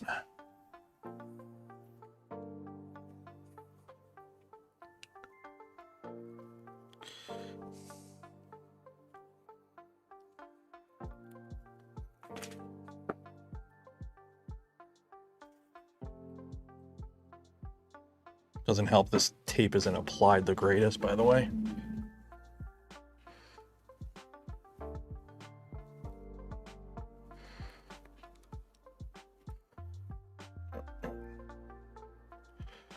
Come on.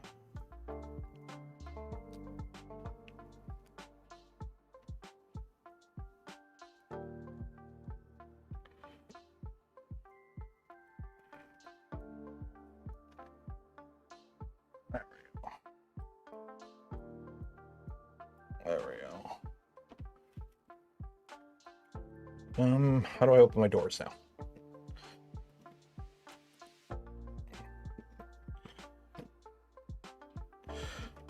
There we go.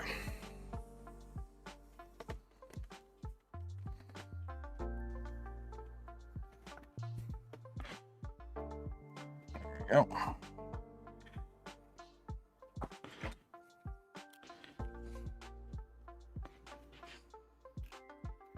That works. Is it perfect? Nope. Does it work? Yep.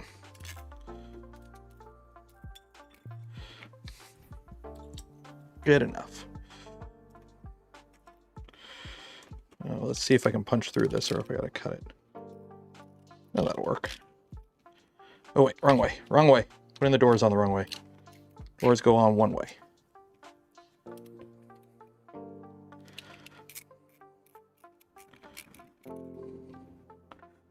There we go.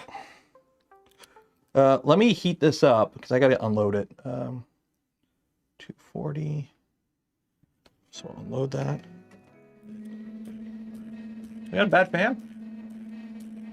Oh, don't tell me one of my motor fans is going. One of the motor fans is going already.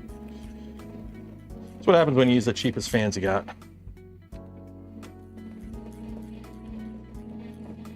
Which one is it?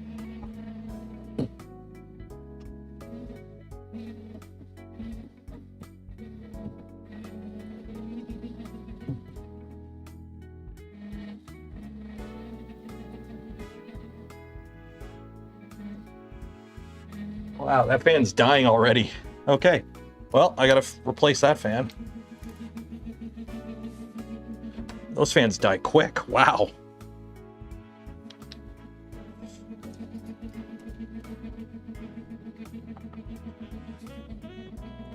Doing this left-handed sucks.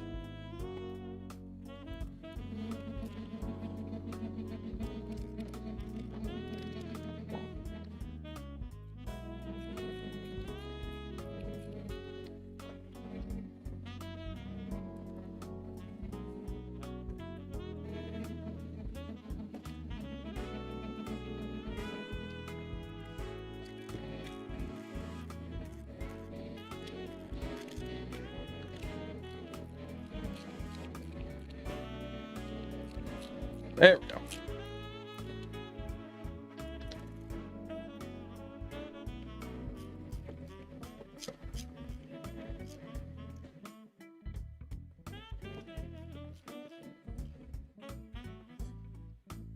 There we go.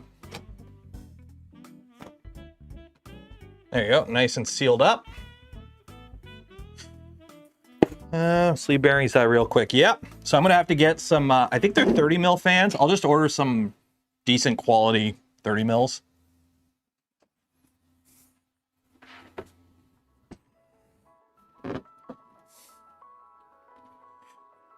So you come over here.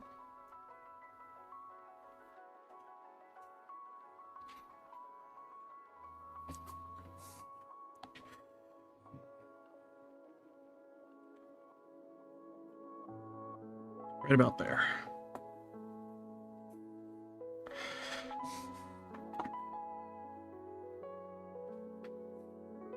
Go. Grab my tool. Best tool ever for this kind of work. And lock these wheels down.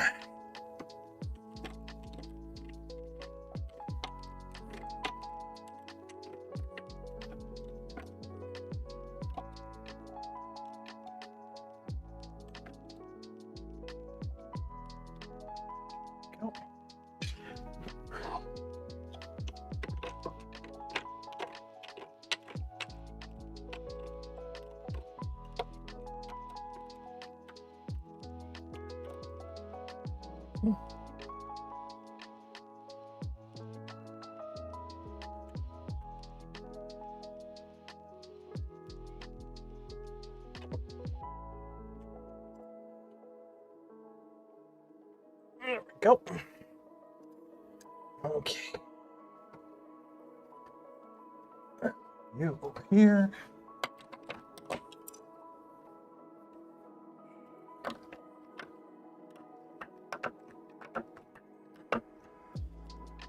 Go.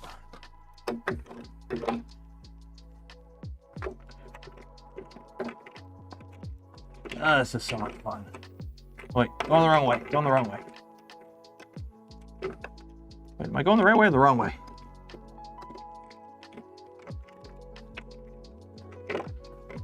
There we go, right way.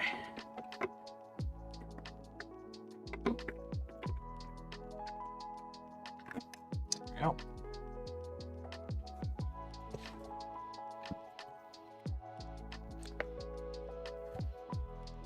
There we go.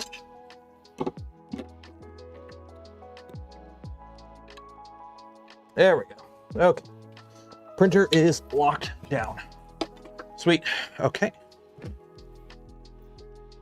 Okay, let me unload this. Extrude, unload.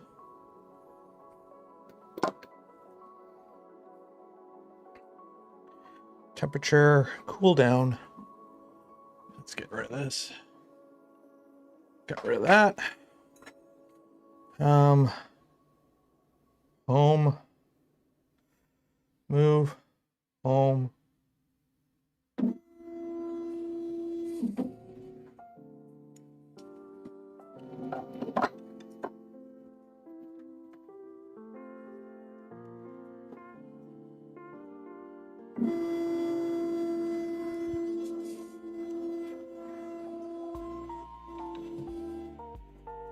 I got nothing built up on that nozzle. Should be clean. Ooze.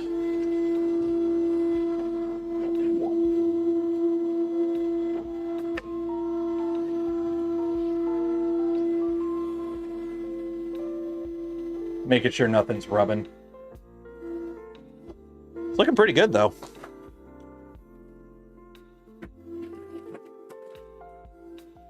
It is looking pretty good. Like that.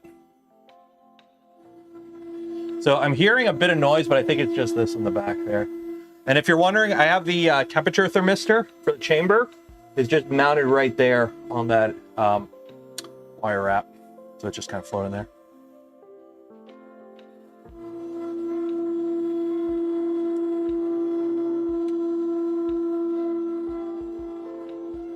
There we go.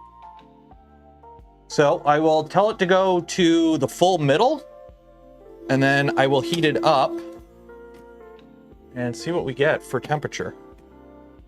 So let's go over here.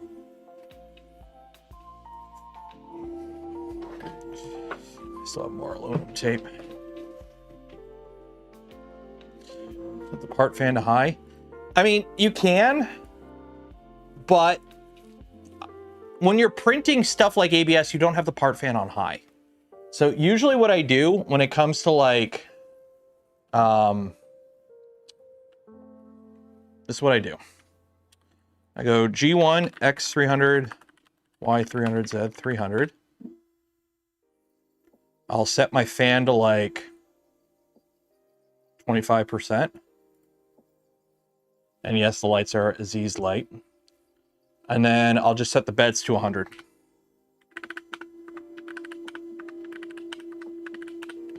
And right now it's 351. We'll see what we get to in half an hour.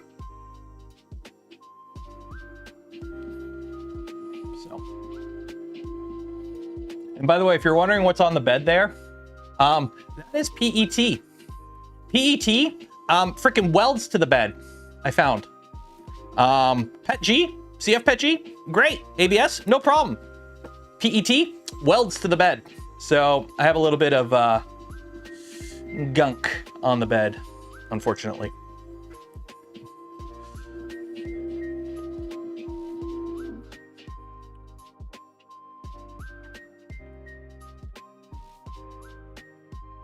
We got our fans are going. Temperature, yeah, 100 on all that.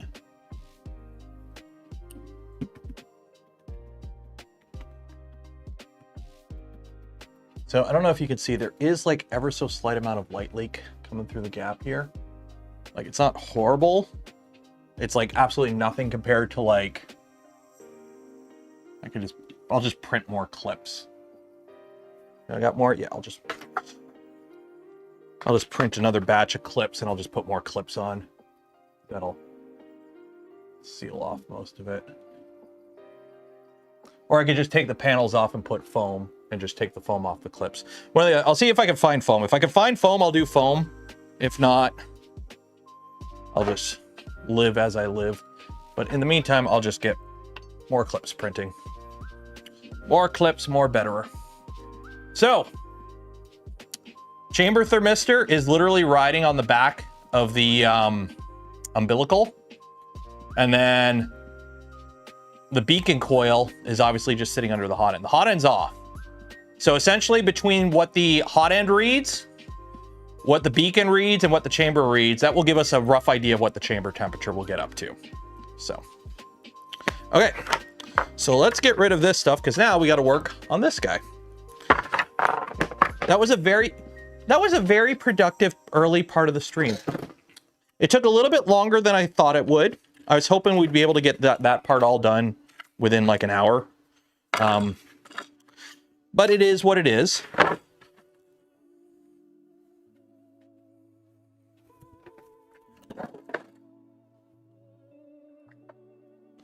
But on the other side, I think we did a pretty good job. Some room here. These are the shoulders, by the way. They're just regular PET, but they should be fine. Also, this is the fun part about printing a droid. You can use the droid's head as a bucket to hold all the printed parts for it. So, yeah, I'm using my droid's head to hold all the parts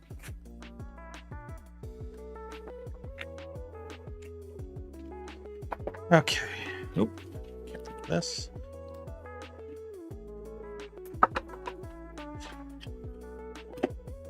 Let's make some room here because we got to take this bed off the printer, which is going to be annoying, I think.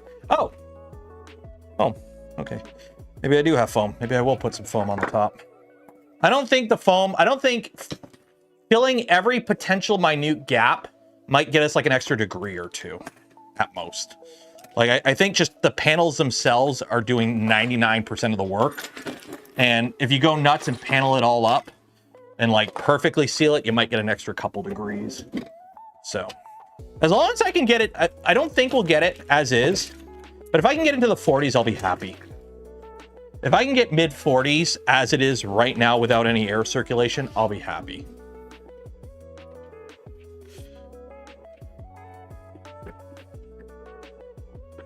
Micron. Well, the thing is, the micron, it's... Look up square cube law. Like, how big is a micron? How big is a micron? Like, just like, you know, just to put in perspective. Okay, just to put in perspective here. Okay.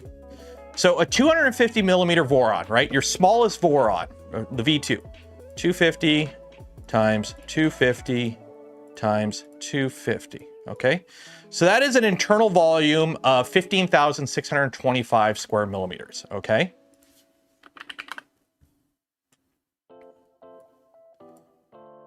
$600 times 600 times 600. So we go from 15 million to 216 million cubic millimeters. Okay. And that's just the print volume. We're not talking about the chamber volume, which is even bigger. Okay. Square cube law is a bitch. So that's kind of what,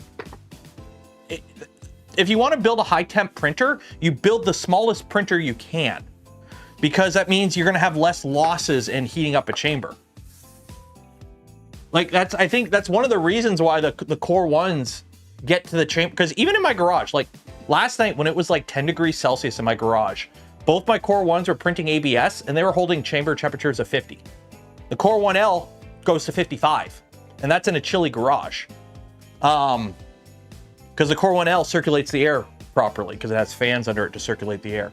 And it has a heater, the bed pumps out more heat. So they both sit comfortably in the 50s. But I think part of it is the fact that they bumped in the panels. Like, they do the little thing where they bump in the panels here. So you have less volume to heat up. And it does make a difference. It does make a difference. Okay, this fell on the ground, but whatever. Okay, so how easily can I get the bed out of this printer? That is the question. How easily can I get the bed out of this printer? Okay, let me turn the printer on because I got to move the bed up. And I am not going to go like a Neanderthal and turn it by hand.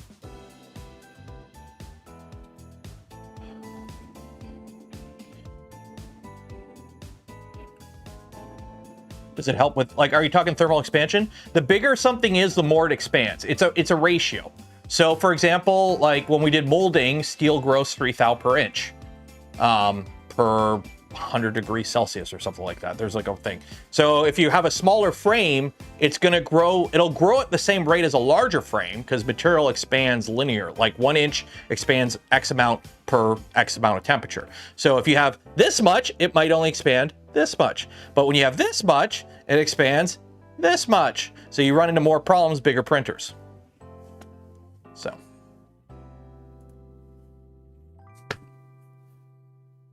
Clipper MCU has firmware compiled for Clipper version that it is recommended to reflash for best compatibility with Coleco. Cool. I don't care. Home all.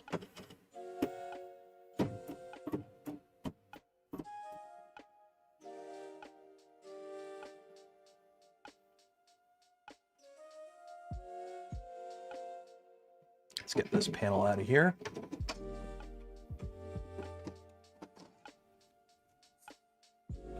Okay. Move. Drop this head. Move this head. Okay, that's good. Now we turn it off. Turn it off and unplug it. Okay, so you go over there, go hide in your corner. So I got to get this bed out. So what is the easiest way to do this? Unfortunately, all my cables are nice and properly run and everything looks all pretty under here. And I'm about to butcher all that. Do I do it without moving the printer? That is the question. Can I do this without moving the printer?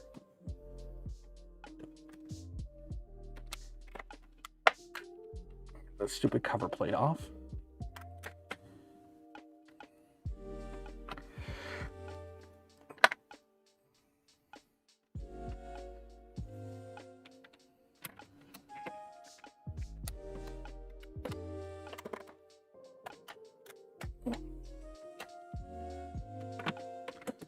Freaking channel runs. There we go. Got that off. Oh my god, this is a mess. Did I unplug the printer? I did. Okay. So, ground goes to ground, which is this one. This one. Okay. You go to blue, which is this one. You go to there, which is this guy, which I gotta unscrew. We might be okay. I might not have to take this apart. I'm trying to avoid taking the whole damn thing apart. It does have Wagos. Well, it's not Wagos. It has terminal connectors.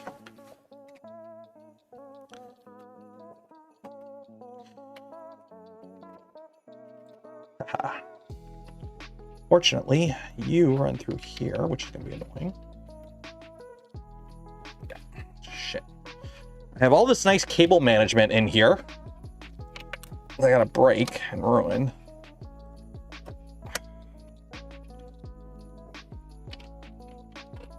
There we go. Okay. So that's that. What are you connected to? What are you?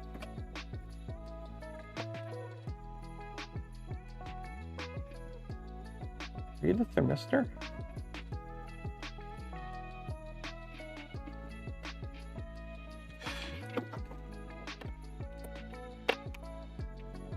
Stupid things.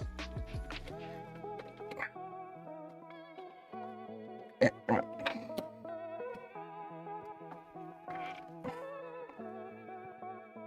I think you're the thermistor. Are you? Who's opening the door? 1 second.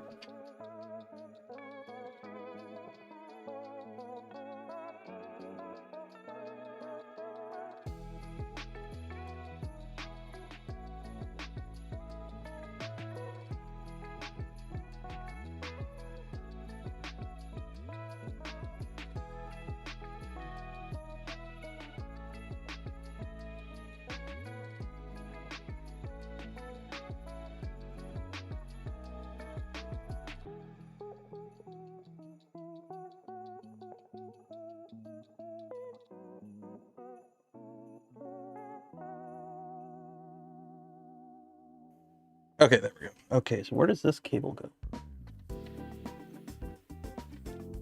Are you the same cable? Oh my god, this is so annoying. Why did I cable manage this so nicely only to ruin it by ripping it all apart?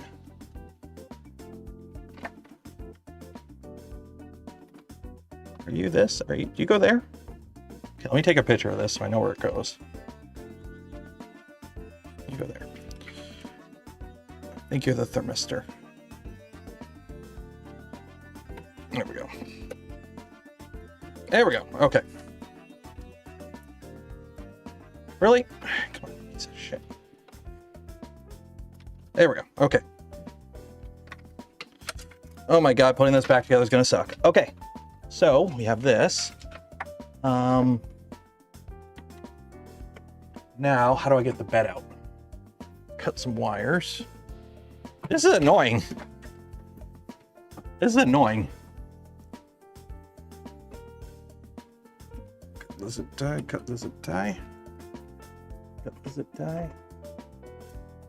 Cut the zip tie. All this. Place a bed.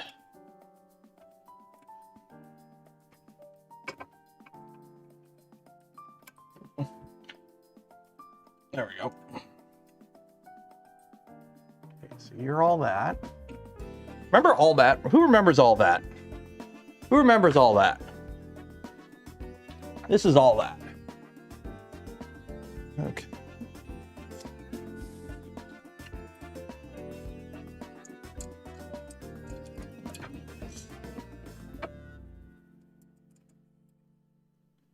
Okay, so these are like phenolic screws and they suck. They're all, yeah, they're broken. Okay. Old show. Don't call it an old show. It's not that old. Can't be that old. Okay, you know what? We're going to do this the easy way. Undo that. And...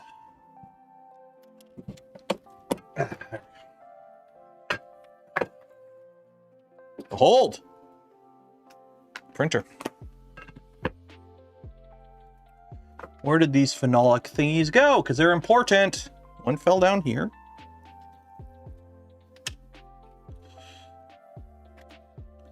One's right here. And where did the third one go? Hopefully not too far. Did one fall on the ground? I'm gonna have to go back and watch that. Otherwise, we'll find it. Okay. Oh yeah, these screws are, oh God. They came, like, this came with like PEI screws and they're just gunk. Okay. I'm gonna go get a pair of gloves. I'll be back in a second. I'm gonna go get a pair of gloves. I'm gonna need gloves for this. This is gonna be messy. Hey, puppy.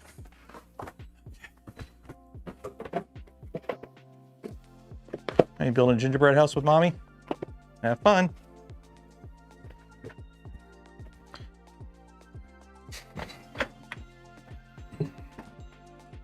How's the printer coming? Oh yeah, that fan is so dead. That fan is so dead. Doesn't help, it's attached to a heat sink.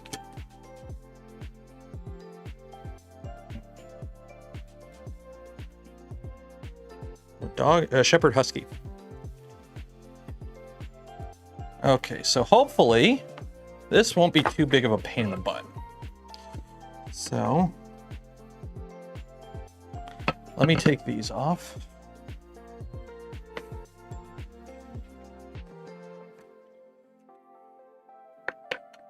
Just so they're not in the way. Nope. Screwdriver.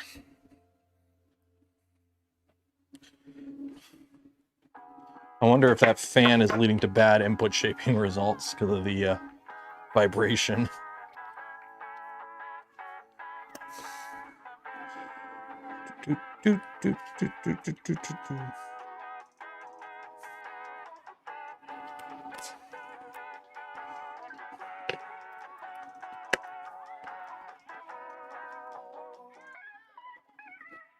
What changes? Oh, we're just replacing the magnet failed.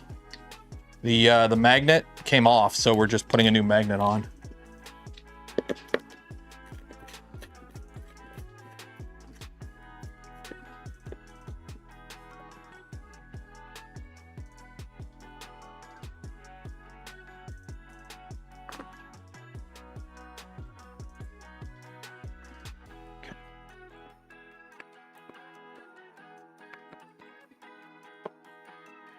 So now,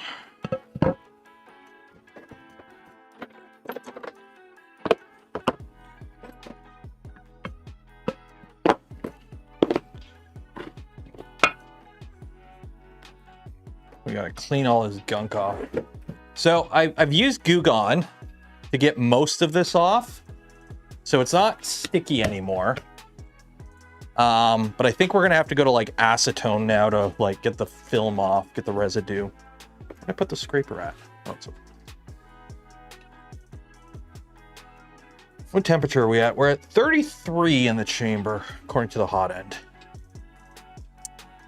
Because ISO won't break this down, I don't think. So, a bunch of paper towels.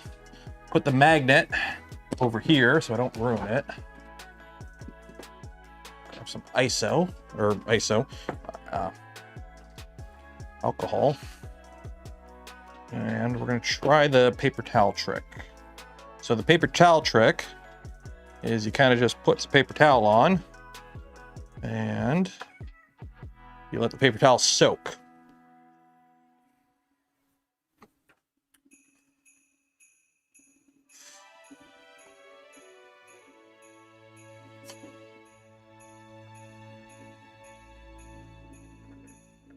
Oh, this can't cut it. Whatever.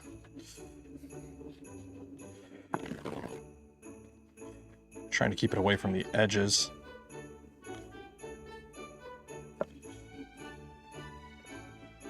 It's acetone. Goo Gone is great. I find Goo Gone works pretty good until it doesn't.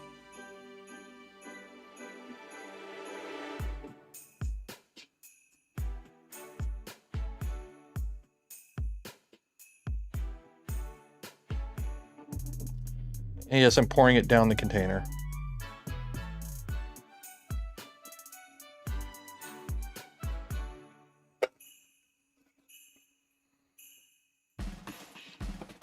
This stuff evaporates really quickly, for those that don't know. But the problem is I'm trying to make sure that I don't get it on the edges because I don't want it getting underneath and potentially ruining the magnet or the heater. So it's like,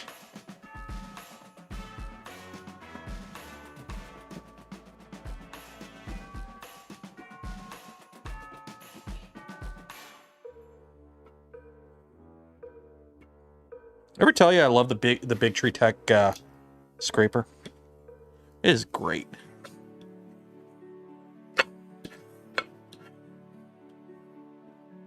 But this stuff's a nightmare.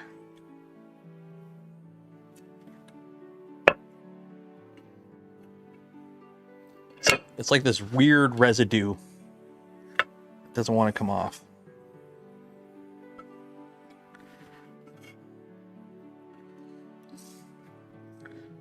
Might have to get a Scotch-Brite pad. Start buffing it. Yeah, let me go get a Scotch-Brite pad.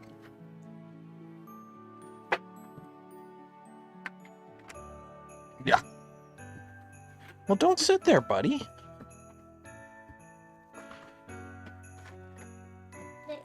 That out.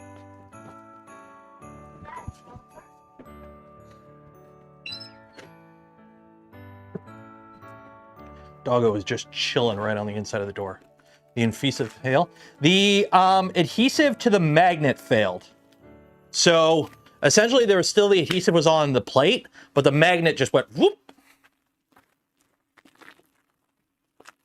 ISO, let it soak. Yeah, we'll put some ice on, let it soak, and then I'll rub-a-dub-dub scrub. Where did I put the ice? Oh, it's over on this side.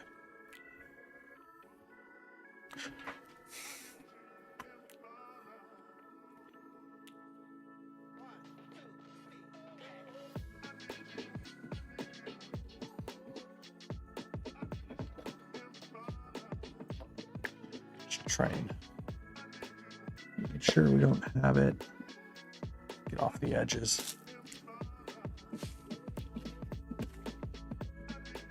Just a bit of patience. I know. I mean, we do have 45 minutes left in the stream, so how are we doing? Oh, wow, it is heating up a lot quicker. 36. Before, it was struggling to get in the 30s. And after half an hour, it just barely hit 40. So this is on, that thermistor is on the back. So that thermistor is, you can kind of see it's attached to the umbilical in the back there. It's right about there on the umbilical. And then we also have the hot end itself is off. So whatever the hot end temperature says is whatever the hot end temperature says. And same with the beacon. But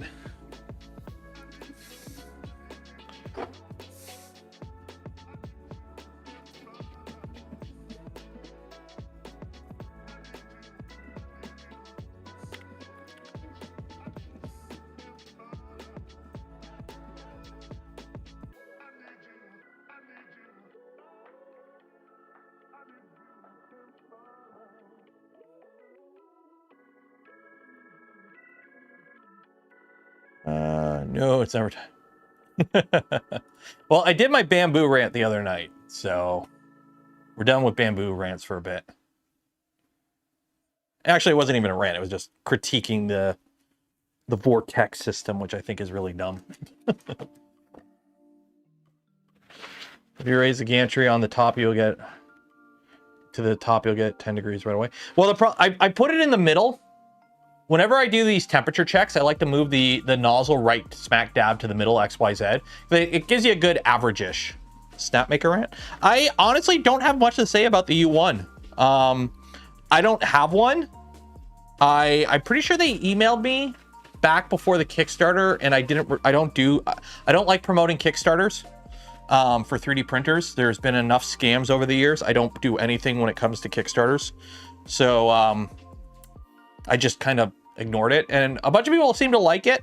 The fact that it's a sub $1,000 tool changer is big. Sub $1,000 tool changer at a nominal size, a 250 millimeter size printer is, like, put it this way, as I said on the Saturday stream, the Vortex system on the H2C is a $700 upgrade from the H1 or the H2D, and like a chunk of your life to replace it. The manual's insane. Don't buy the upgrade. They sold you the idea of the upgrade to try and lock you into buying an H2D with the promise of being able to upgrade. It's such a nightmare to upgrade, looking at how many steps are involved. Don't do it.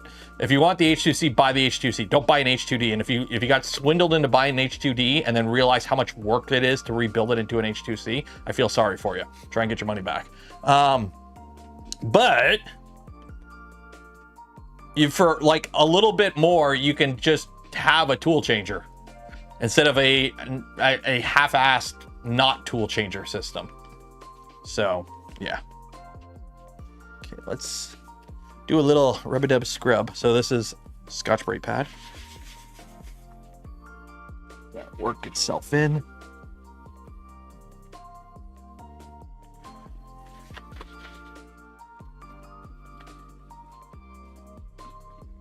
It's like I can feel it like gliding on the surface.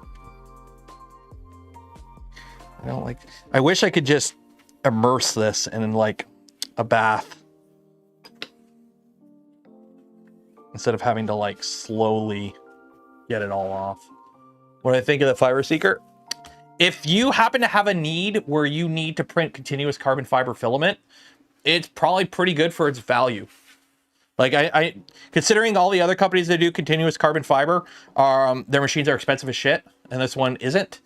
If you happen to have a need where you need to print stuff that is continuous carbon fiber, there you go. If you're just buying it just as a printer, probably not worth it. Like, how much is it? Fiber Seek.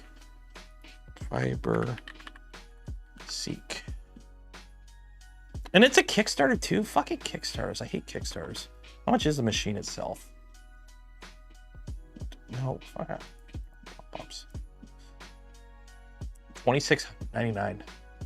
So it's a $5,000 printer. It's on sale. So never look at this price. It's a $5,000 machine. Can it use off-the-shelf filament, or do you have to buy specifically from them?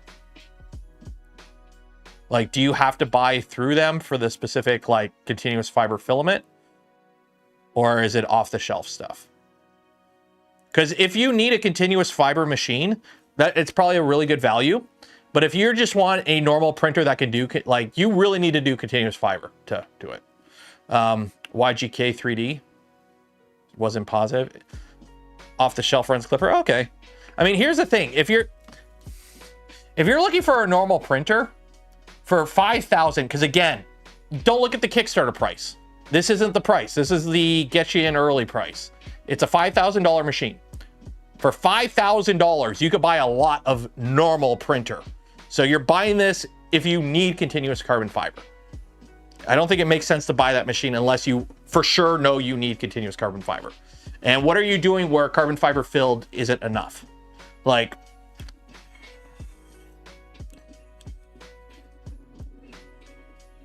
oh, that's coming.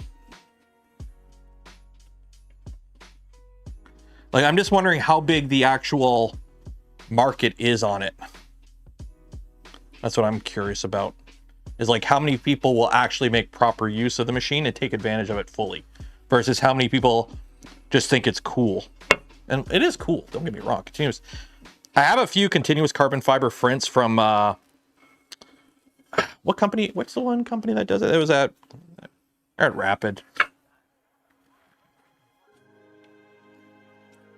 Like, it does deserve to exist. I'm just wondering how big the market is. It's like at-home SLS. At-home SLS looks great on paper until you realize that powder is cancer in a bottle, and it's a nightmare to post-process and everything. Markforged, that's what it is. Markforged, right? That's what it was. Markforged. Okay, let's put a little. Put this on. A little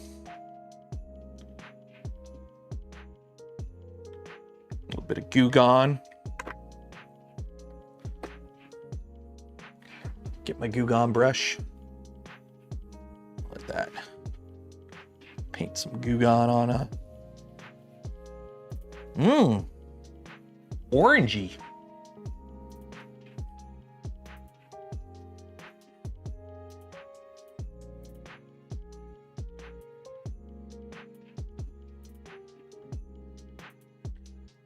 I'm trying to be very not crazy with this stuff because I really don't want it getting on the heater. So I'm trying to be as Spartan.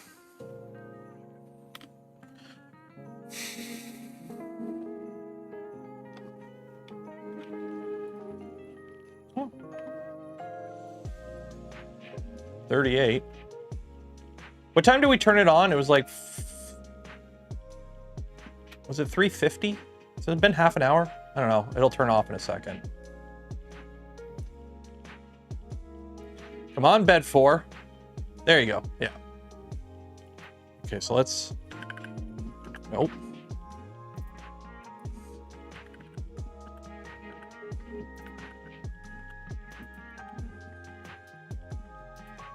All right, there we go.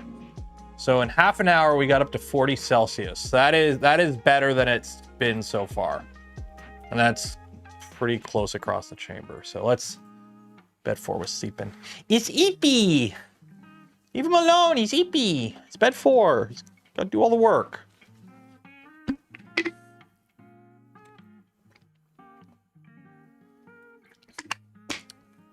Why is it lemon flavored all of a sudden?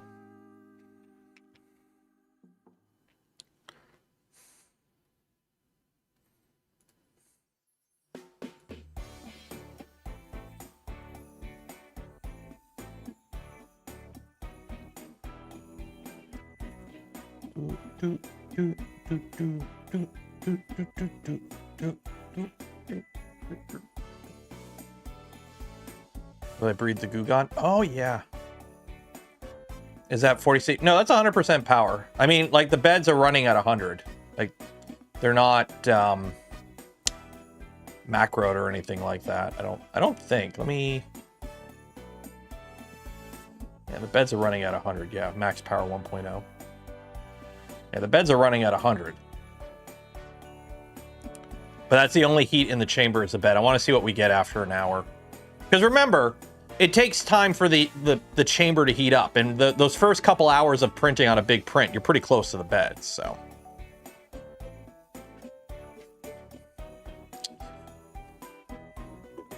A little bit more Goo Gone. Ooh, it's starting to come off. It's starting to come off. I can feel it. I'm rubbing just aluminum in a few spots.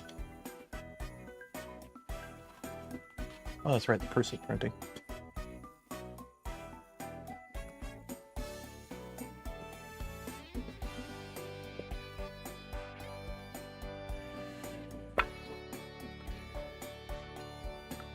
It's getting there.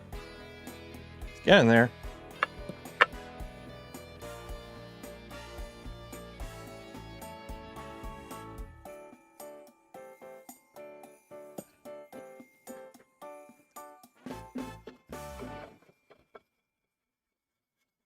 Scratching the heck out of the bed, but whatever. better surface for the magnet to adhere to, right?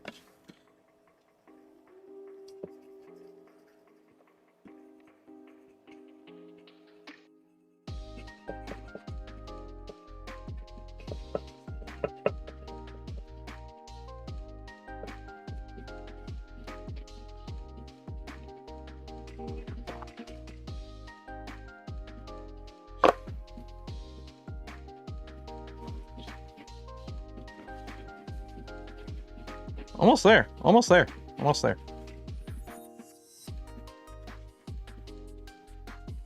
Okay, let's try this. Put ISO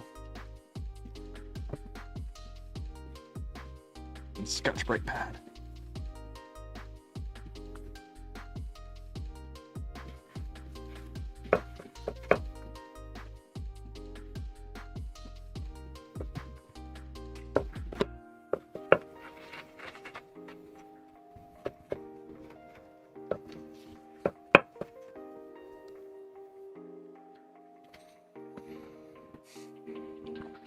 Why are we changing it? Because the old one came off.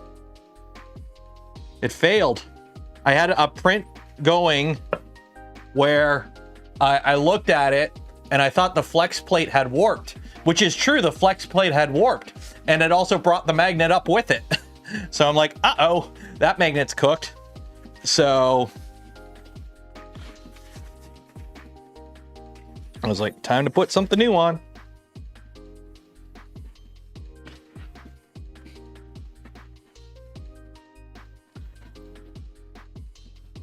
Some gallium should work. I do want to keep using this bed. Don't put gallium on your aluminium.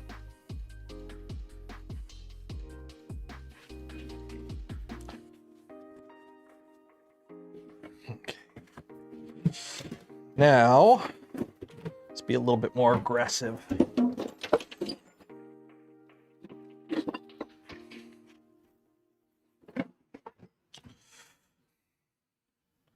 Acetone.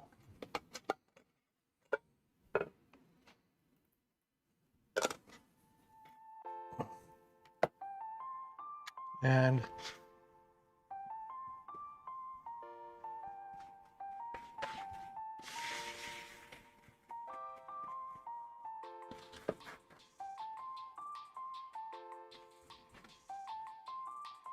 wow, acetone dries so quick.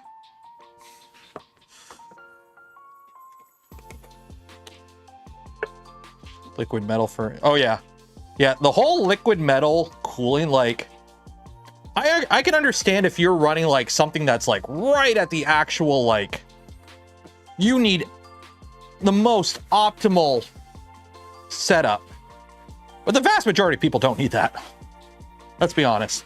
Your average home computer does not need liquid metal cooling.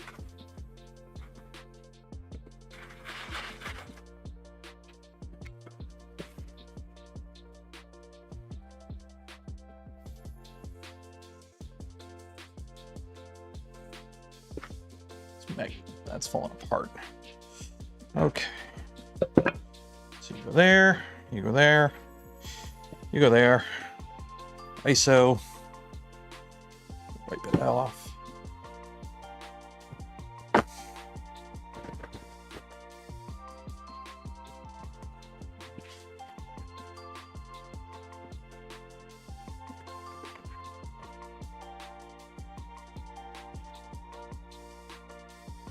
I don't know about you. That looks pretty good.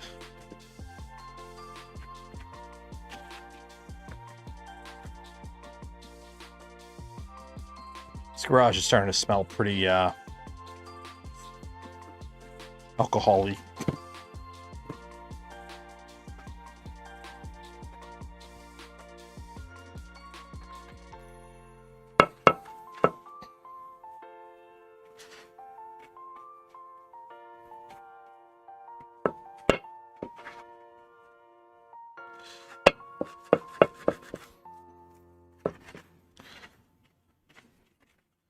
Okay.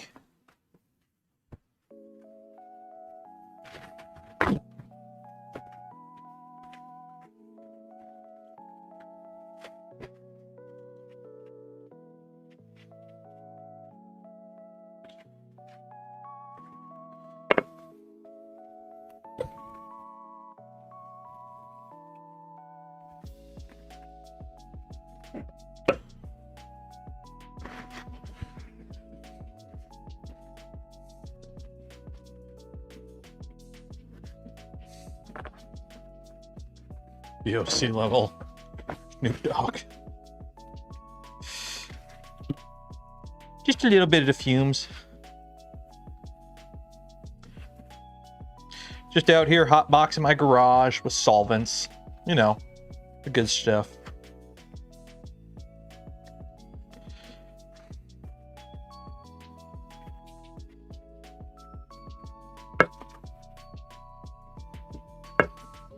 Okay. That should be pretty good there.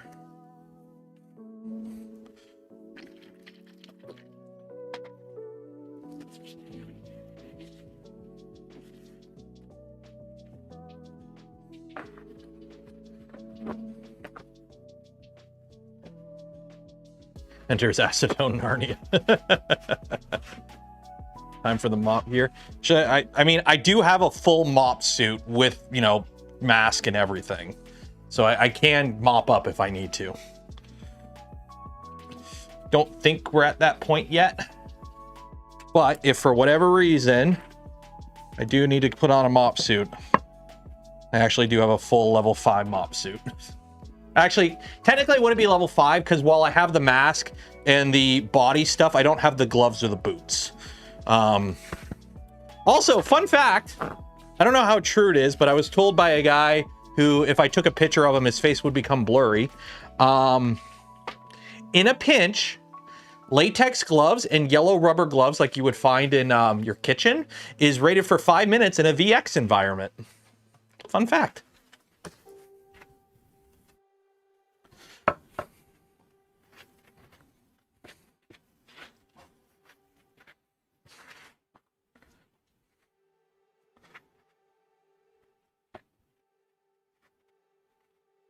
How true that is, I don't know, but that's what I was told. And he had a blurry face, so who am I to judge?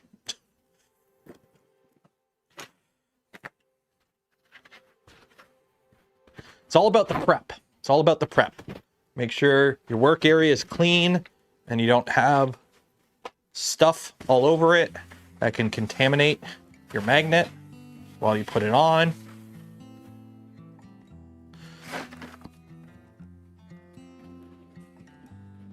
Once you don't go in a VX environment.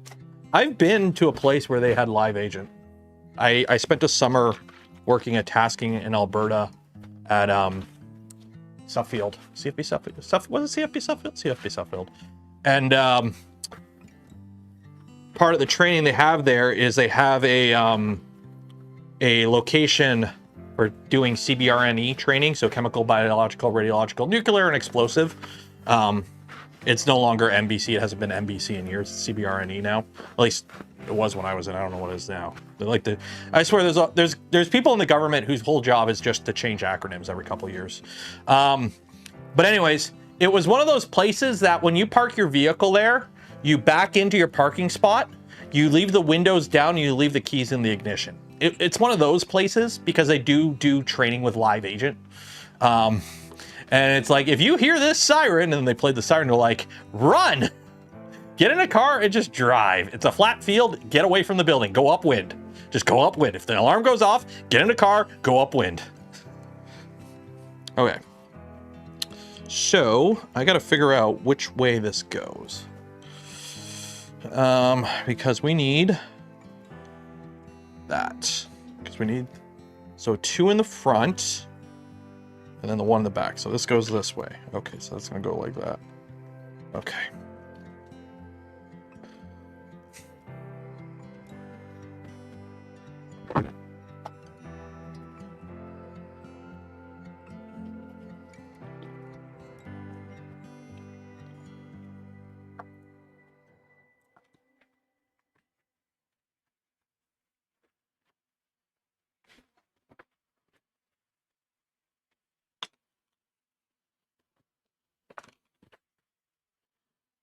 Okay, so we got the 1 in the back and 2 in the front. Okay.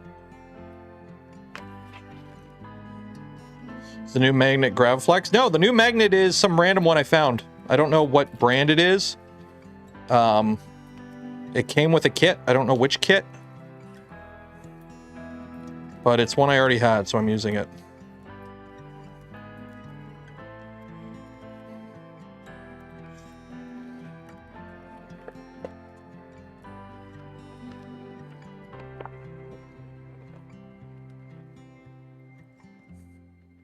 What is the type number? I don't know. 3M300 LSE is the adhesive.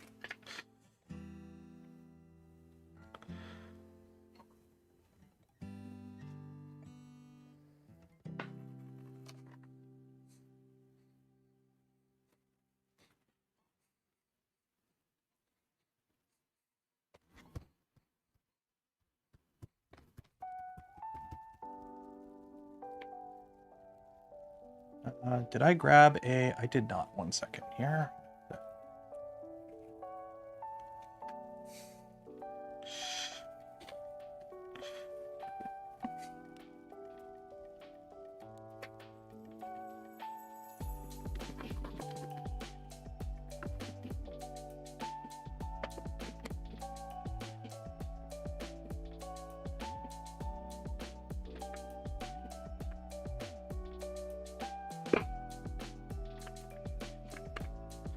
What I should have did is probably heat it. I normally heat these up before I do it lately, but it's been a while.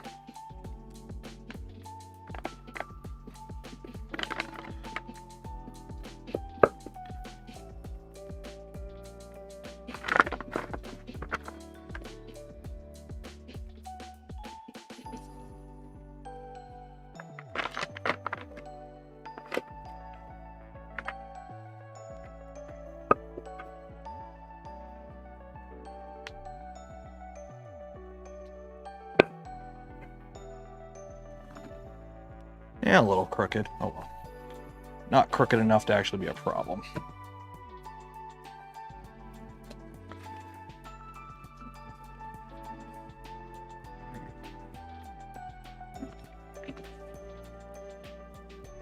There we go.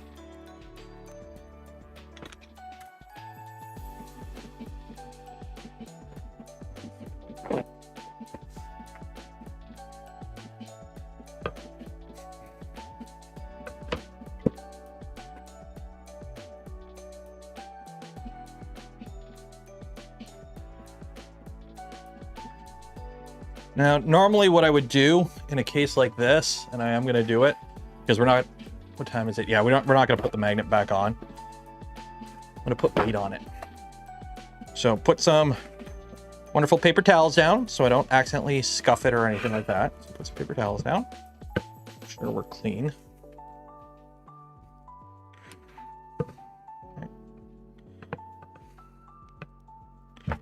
Okay.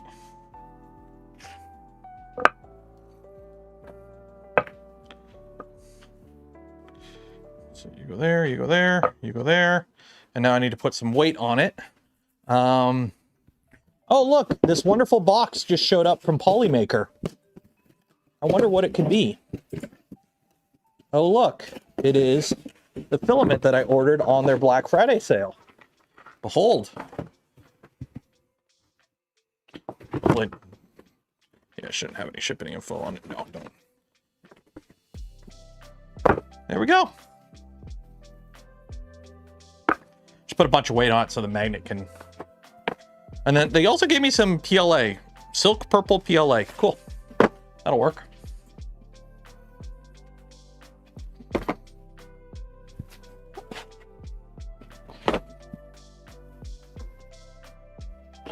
we go. So we'll let that rest for a bit. 3 kilograms? No, not 3. I didn't order 3.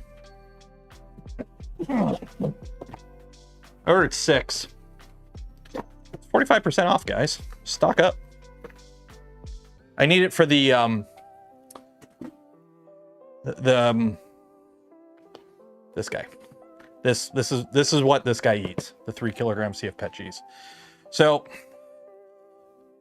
what are we at? So it was 320. So another 20 minutes. We're sitting at about 43. The EVB is at 56. Hot end's 42. So it is warmer. It's actually previously, I can't remember what it got up to. I want to say it was nearly 40. After half an hour, it was struggle busing to 40. It was struggle busing to 40, and now it's comfortably mid 40s. So I think the insulation did help. The insulation definitely did help. Oh yeah, there's actually, I can feel heat. Like the actual printer is hot. Like I can.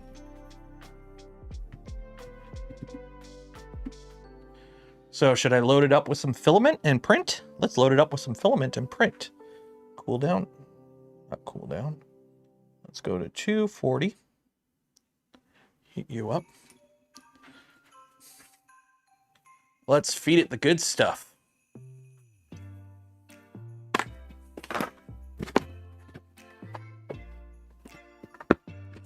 How do I open these boxes? Oh, there we go.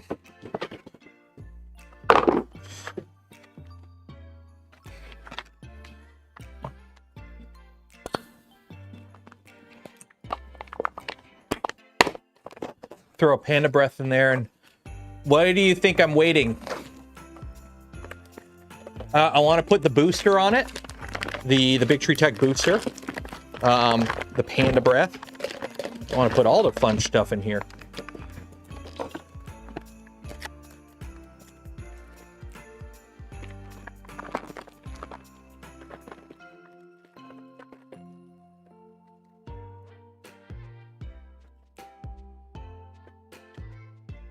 It's garbage night. What tool head do I have? I have a it is the whatchamacallit? The A4T. So I actually like it. It's a really nice tool head. It is not as it's I like it. It goes together pretty nice.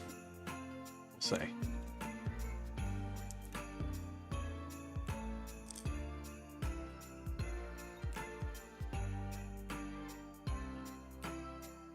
Okay, where is the start of this? Start over here.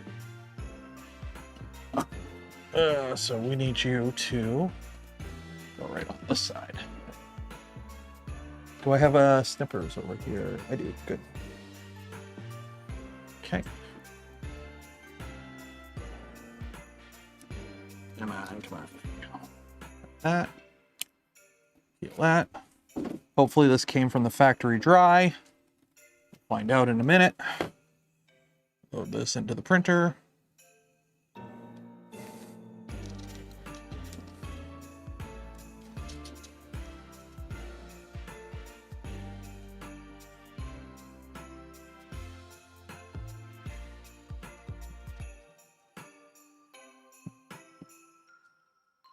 A booster would be really nice for this. Wow, I broke the filament in the tube. Dang it. Dang it. I broke the filament. Try again. Try again.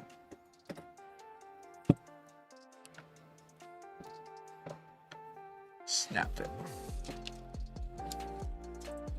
Yeah, having a feeder would be nice. Sopra ISO value est un panel isolant de polycyanurate à structure élémentaire fermée, recouverte à l'endos d'un revêtement d'aluminum, réfléchissement favorisant le rayonnement et d'un revêtement d'aluminum non réfléchissement sur le désir. Neat. Let's go over here, go back, extrude, 25, oh no, 5 millimeters per second, that, extrude. Sucking it in, you're sucking it in, there we go.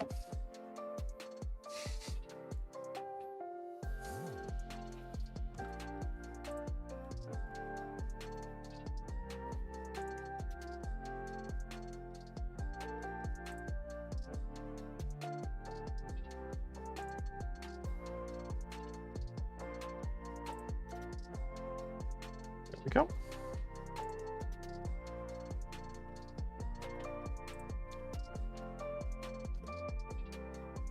Oh, wow. Okay, there is actually, this is the warmest it's ever been in here. It has got to be hotter than that. Yeah, it's definitely warm in here. Okay, it's definitely working. It is definitely warmer than it was before. So much nicer in there now. Oh, wow. Yeah, that's actually warm in there. Like previously, if I were to do what I just did where I went in the chamber there, it would be like kind of warm, but it's actually warm. Okay, so let's print some legs. Or actually, let's finish the internal shoulder stuff. So I've already printed a bunch of this stuff, so let's arrange. Okay, so I've already printed you. I've already printed you. I've already printed you. I've already printed you. I've already printed you. I've already printed you, and I've already printed you. So I need to print these guys. Arrange. There we go. Actually, these guys I should print it probably normal. So we're going to save that for normal PETG. It's on the inside. You don't see it. Let's do legs. Legs. Body. Legs. Left leg. Left leg, left shoulder. Do left and right. There we go. Okay, so this is PETG. You know, it's CF-PETG, so I'm going to rename this.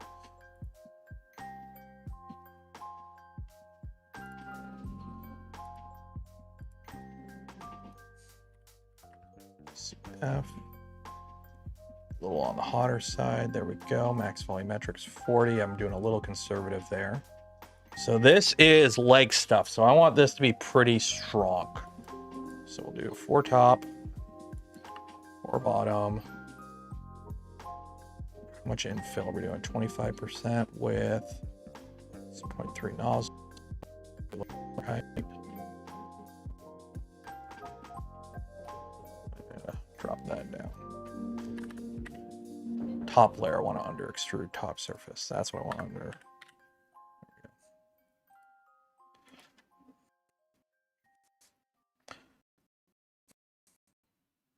Speaking of,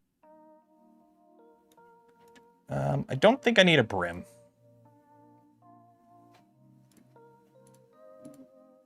I don't think I need a.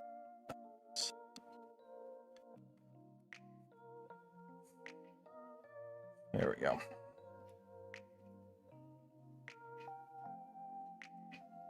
There we go. Print. Upload and print.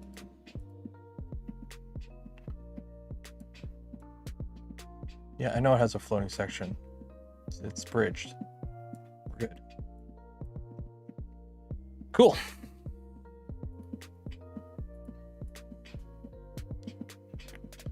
Printing enclosed at a high. Well, the chamber doesn't, it's not a high temp chamber. This chamber is sitting at about mid 40s. So it'll be fine.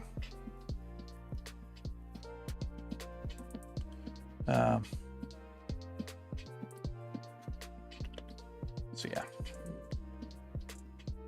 So 85 on the bed. Yeah, the chamber is reading 41. That ain't bad.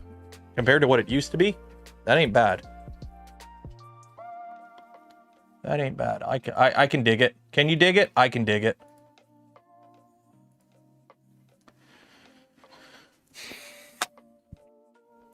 More PETG parts.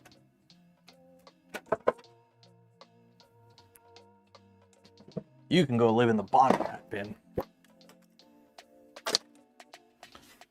Yeah, the Core 1's been pretty good. The Core 1L. Trying to think of how to do the video on it. And the video so far is, it's the Core 1, but bigger and betterer. If the Core 1 is everything the Mark IV is, but better, the Core 1L is everything the Core 1 is, but better. The only downside is it's a bit more money and it's a bit bigger. And if that's a problem, then that's the only problem.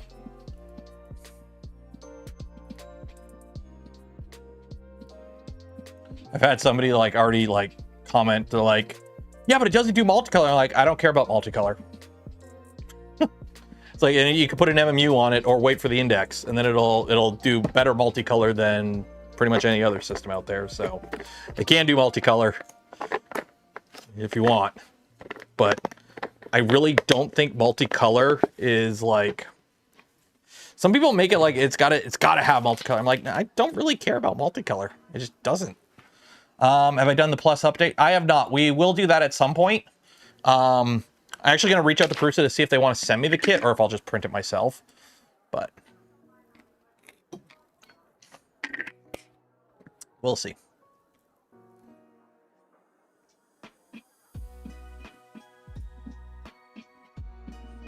I have no idea what I'm doing for dinner. We got 10 minutes left on the stream. 10 minutes left.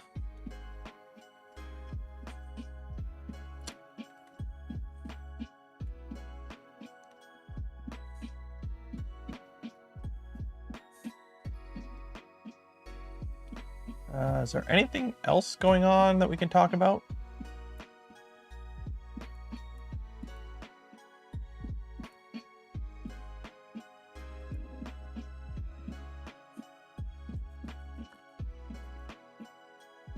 Core 1 launched a month after I got your Core 1M. Well, don't call it the Core 1M. There is no such thing as a Core 1M. It's the Core 1 and the Core 1L. We already have enough problems in 3D printing with made-up names. But it's like, what do you want them to do? Like, never announce new stuff? Like, do you want it? You either announce it so early that the hype dies by the time the product comes out, like Bamboo, where they did with like the H2C, where nobody really cares about it anymore because they announced it over the summer, and then they announced it again, and then they finally premiered it, and now you can buy it, and it's like, eh. So either you announce it so early that you end up waiting forever, or they go, oh, hey, it's for sale now, and people go, well, pick one.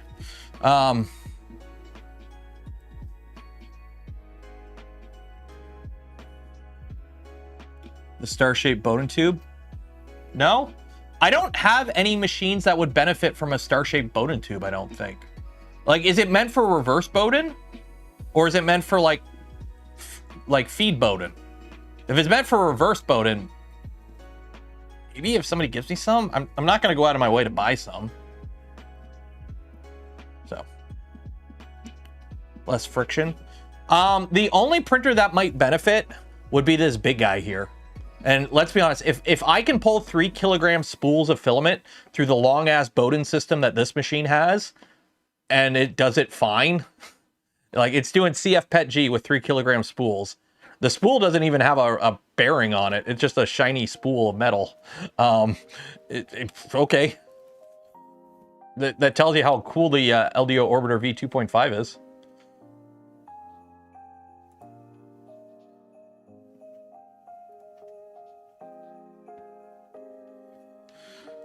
I think I have some leftover katsu pork.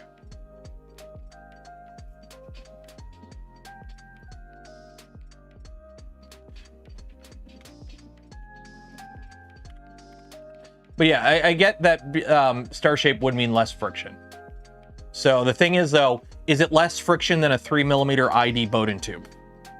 That's the thing. Because right now I use 3/4. For reverse Bowden, I use 3/4. So 3mm ID, 4mm OD. So it's already loosey-goosey. So have they done a test to show that it's better than 3/4? If it is, then it is. As less friction, but that's because less wear. Oh yeah, that's true. It's going to wear more.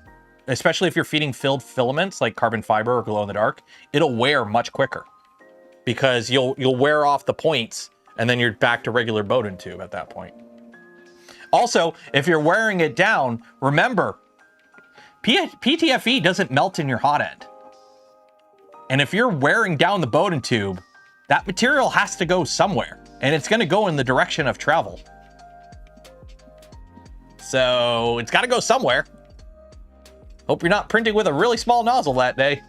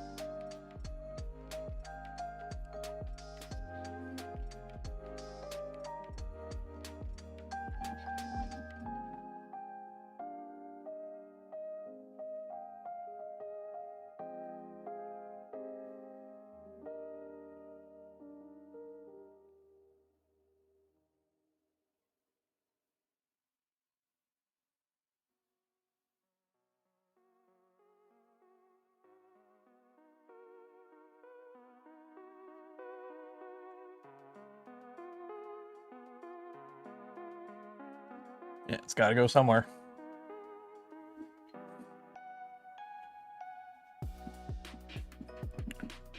What are we at right now? Oop. That's weird.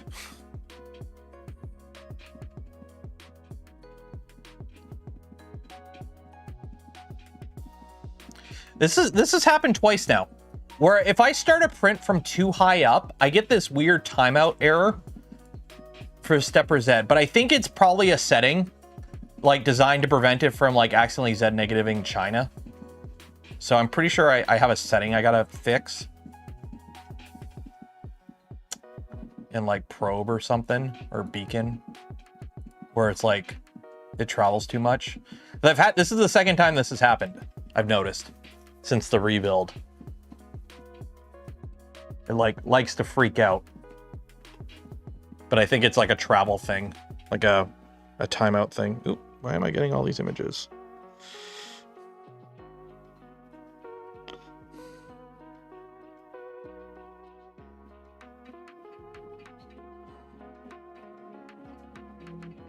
Oh, little guy made his gingerbread house. That's so cute. Okay, we got 3 minutes to do the giveaway. So if you haven't entered for your chance to win some polymaker filament, do this now. While I look for this random phenolic thing that fell somewhere, and I don't know where. Because I have 2 of them, and I should have 3.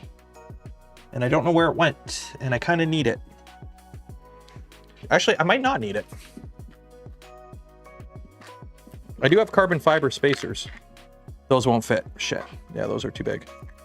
And then I have 2 of these guys that won't work either. Shoot! All my standoffs won't work. Do I have standoffs that I can use? I have... got 2. I mean, I could always pull them off a printer I'm not using.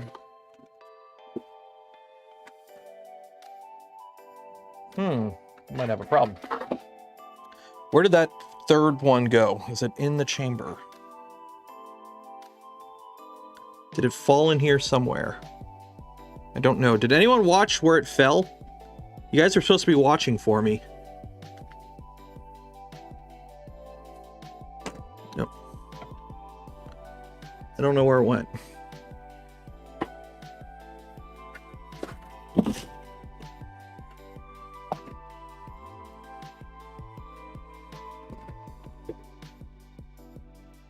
Did it fall in the chamber or did it fall out of the chamber? I got 2 of them.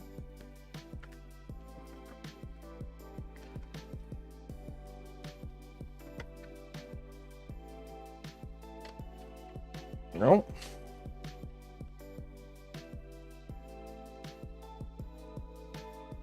Huh. That might be a problem. That might be a problem. I might have to find more new standoffs. How do I feel about glass filled or CF filled? Anyone? They both pretty much... Okay, so here's the thing. You need to understand, we're not getting optimal of either, okay? The problem is the strands cannot be too big that they don't fit through your nozzle. So you're gonna have like, it's basically adding carbon fiber or glass filled. It's gonna improve strength on the X and Y, but not in the Z. You're gonna lose it in the Z. Lately, I've been really liking the low carbon fiber filled percentage stuff. So like the Polymaker ASA CF08, the R CF08 PET G. It's nice because you get that nice material finish that carbon fiber gives you, okay? You get a little bit more rigidity. It's a stiffer part, but you're still getting really good layer adhesion because it's not crazily overloaded with carbon fiber, right? So it's kind of like the best of both.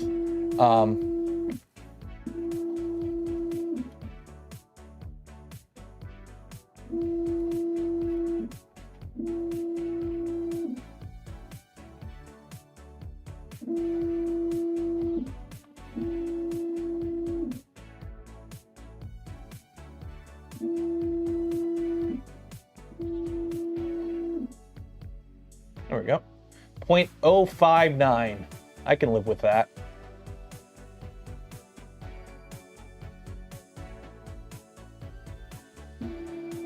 I like glass filled. It does what CF does. Yes, that's actually a good point. If you want to have a filled filament that isn't conductive, glass. Carbon fiber is conductive. Although, let's be honest. Let me see. Do I have multimeter?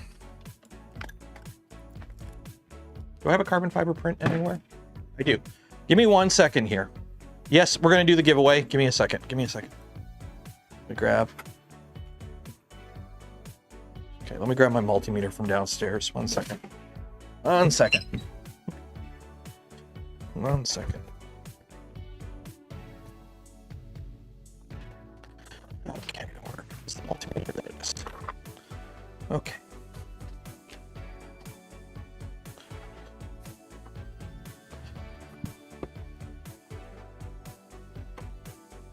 Okay.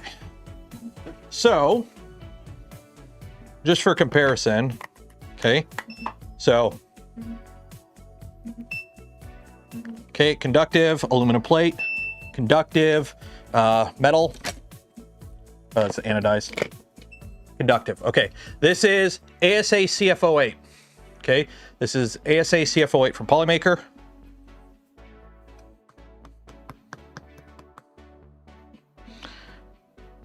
Like, they touch. Like, they're touching, they're conductive. But it's like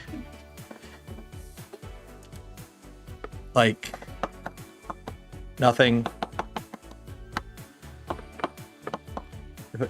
Let's see how.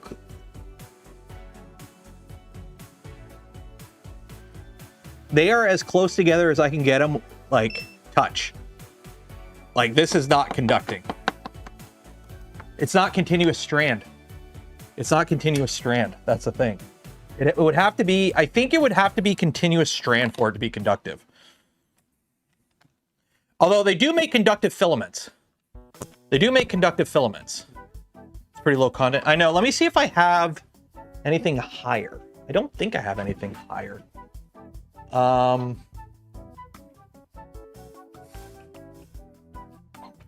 me see if I have anything. Do I have anything higher? I'm trying to think if I have anything printed out here that's higher. No, it's all CF08. Anything in here? No.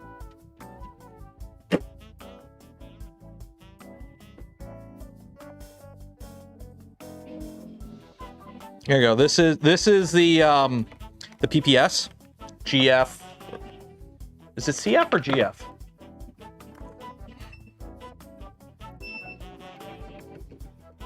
Yeah, that's not conductive. Screws are. But the actual, yeah, that's not. So yeah, it's one of those things like, if you were like a Raspberry Pi holder, you probably don't need to worry about it. But if you were like printing an electronics box with like a high voltage power supply in it, you might want to avoid carbon fiber just on principle. But I really don't think you'd have to worry too much. Like, I really don't think it's that big of a, it's not that, it's like, it would have to be a very perfect scenario for it to be conductive. Okay, let's do this giveaway. So everyone who entered for the giveaway, you all remembered to like the smash button and are subscribed to the channel, right? Right? Right? Right?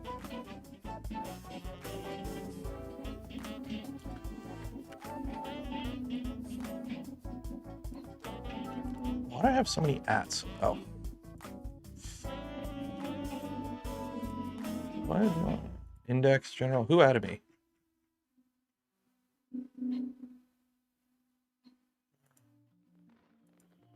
Do I gotta ban somebody? Somebody's gotta be banned on the Voron Discord. Do that later. Okay, let's go back to my Discord so I don't accidentally dox anything. I'll save and load up marbles. It's printing.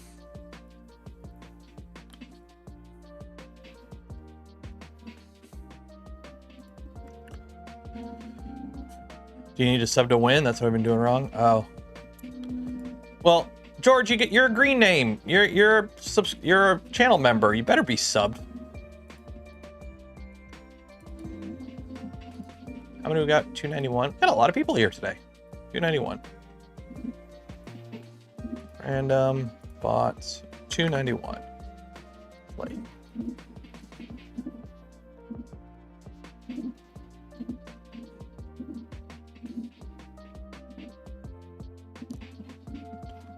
Ooh, this is a new map.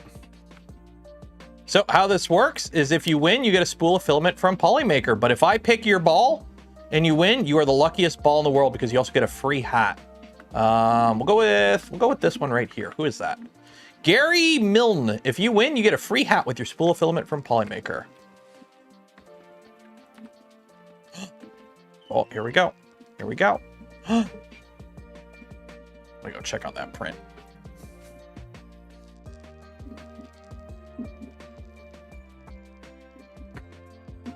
Probably turn the tablet off, by the way. Killing the battery. How's that first layer? Yeah, pretty good. Although I will say, the Z motors are now contacting the panels because they're like flush with the frame.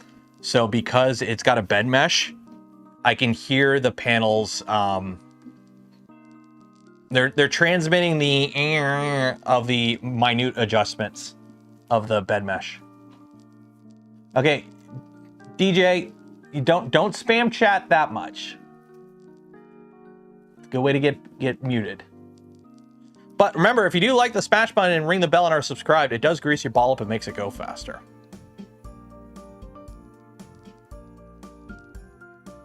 And PSUs that don't break and clear PETG is the best breakdown value of the film I have. Oh yeah, clear PETG with no additive is pretty inert. Like it's pop bottle plastic basically with glycol. Like actually probably clear PET, not PETG, but PET would probably be the put some foam there. The whole printer is covered in foam now.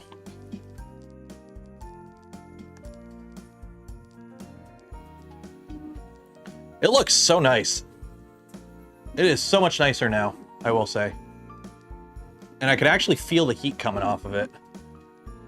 Well, not feel the heat. There's not a lot of heat. But it's... Oh, here we go. Who's going to fall through first? Pips! Pips 85. Pips 85 with the win. Okay. Pips 85. Congratulations, Pips 85. You'll get an email from me after the stream ends, or correction, yes, actually from me. You'll get an email from me after the stream ends with information on how to collect your filament from Polymaker. Woo! Congratulations, Pips. Pull you up here. Do this form. One day somebody will win the hat. It's just going to be a random, whatever hat you want off my merch store. Check it out. Link in the description. Holidays are coming up. Check out the merch. I should probably... We need to do a stream where we got to design some new merch. I need some new merch. It's starting to get outdated. But somebody's got to win it first. We did the math? Yeah. I mean, you just have like a 1 in 2 to 300 chance of getting picked. And then it's a 1 in 2 to 300 chance of winning. So it's only like 1 in like 30,000 chance. I mean, it's better than the... Oh, no, never mind. That's the good one. I just noticed I got an email from Polymaker, but it's the affiliate payout one. Like, ooh, that's the good email. Don't need to forward that one. Special winner's hat. Okay.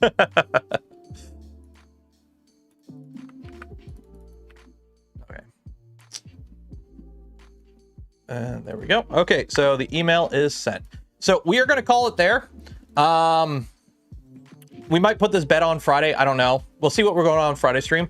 But that was a productive stream today. We got the Venture XL is enclosed. So now I can actually film the video on it. Huzzah. I can finally film the video on the printer now that it's done for now. So we can do that. I got to finish testing the Delta Flyer. so we can do a video on that. I got to do a video on the Core 1L, so videos are starting to pile up. I actually have stuff to do videos on. Fun. So shout out to Polymaker for the spool of filament we gave away this stream and every stream. Links for them and more in the video description. Some of them, like the Gamer Subs link, use code Canuck. Save some money. And for those that donate to the channel, give to memberships to others, or became members of the channel yourself, I thank you. Would not be able to do the things I do, create the content I create. Without your continued support, you make it all possible. I'm Taylor, Canuck Creator. Enjoy your week. Be safe out there. Wash your hands. If you got to shovel your driveway, that sucks. Luckily, my snow all melted before I had to do that, so yay. And enjoy the rest of your week. I'll see you out there. Wash your hands. Goodbye. I'm going to go make dinner. I'm hungry.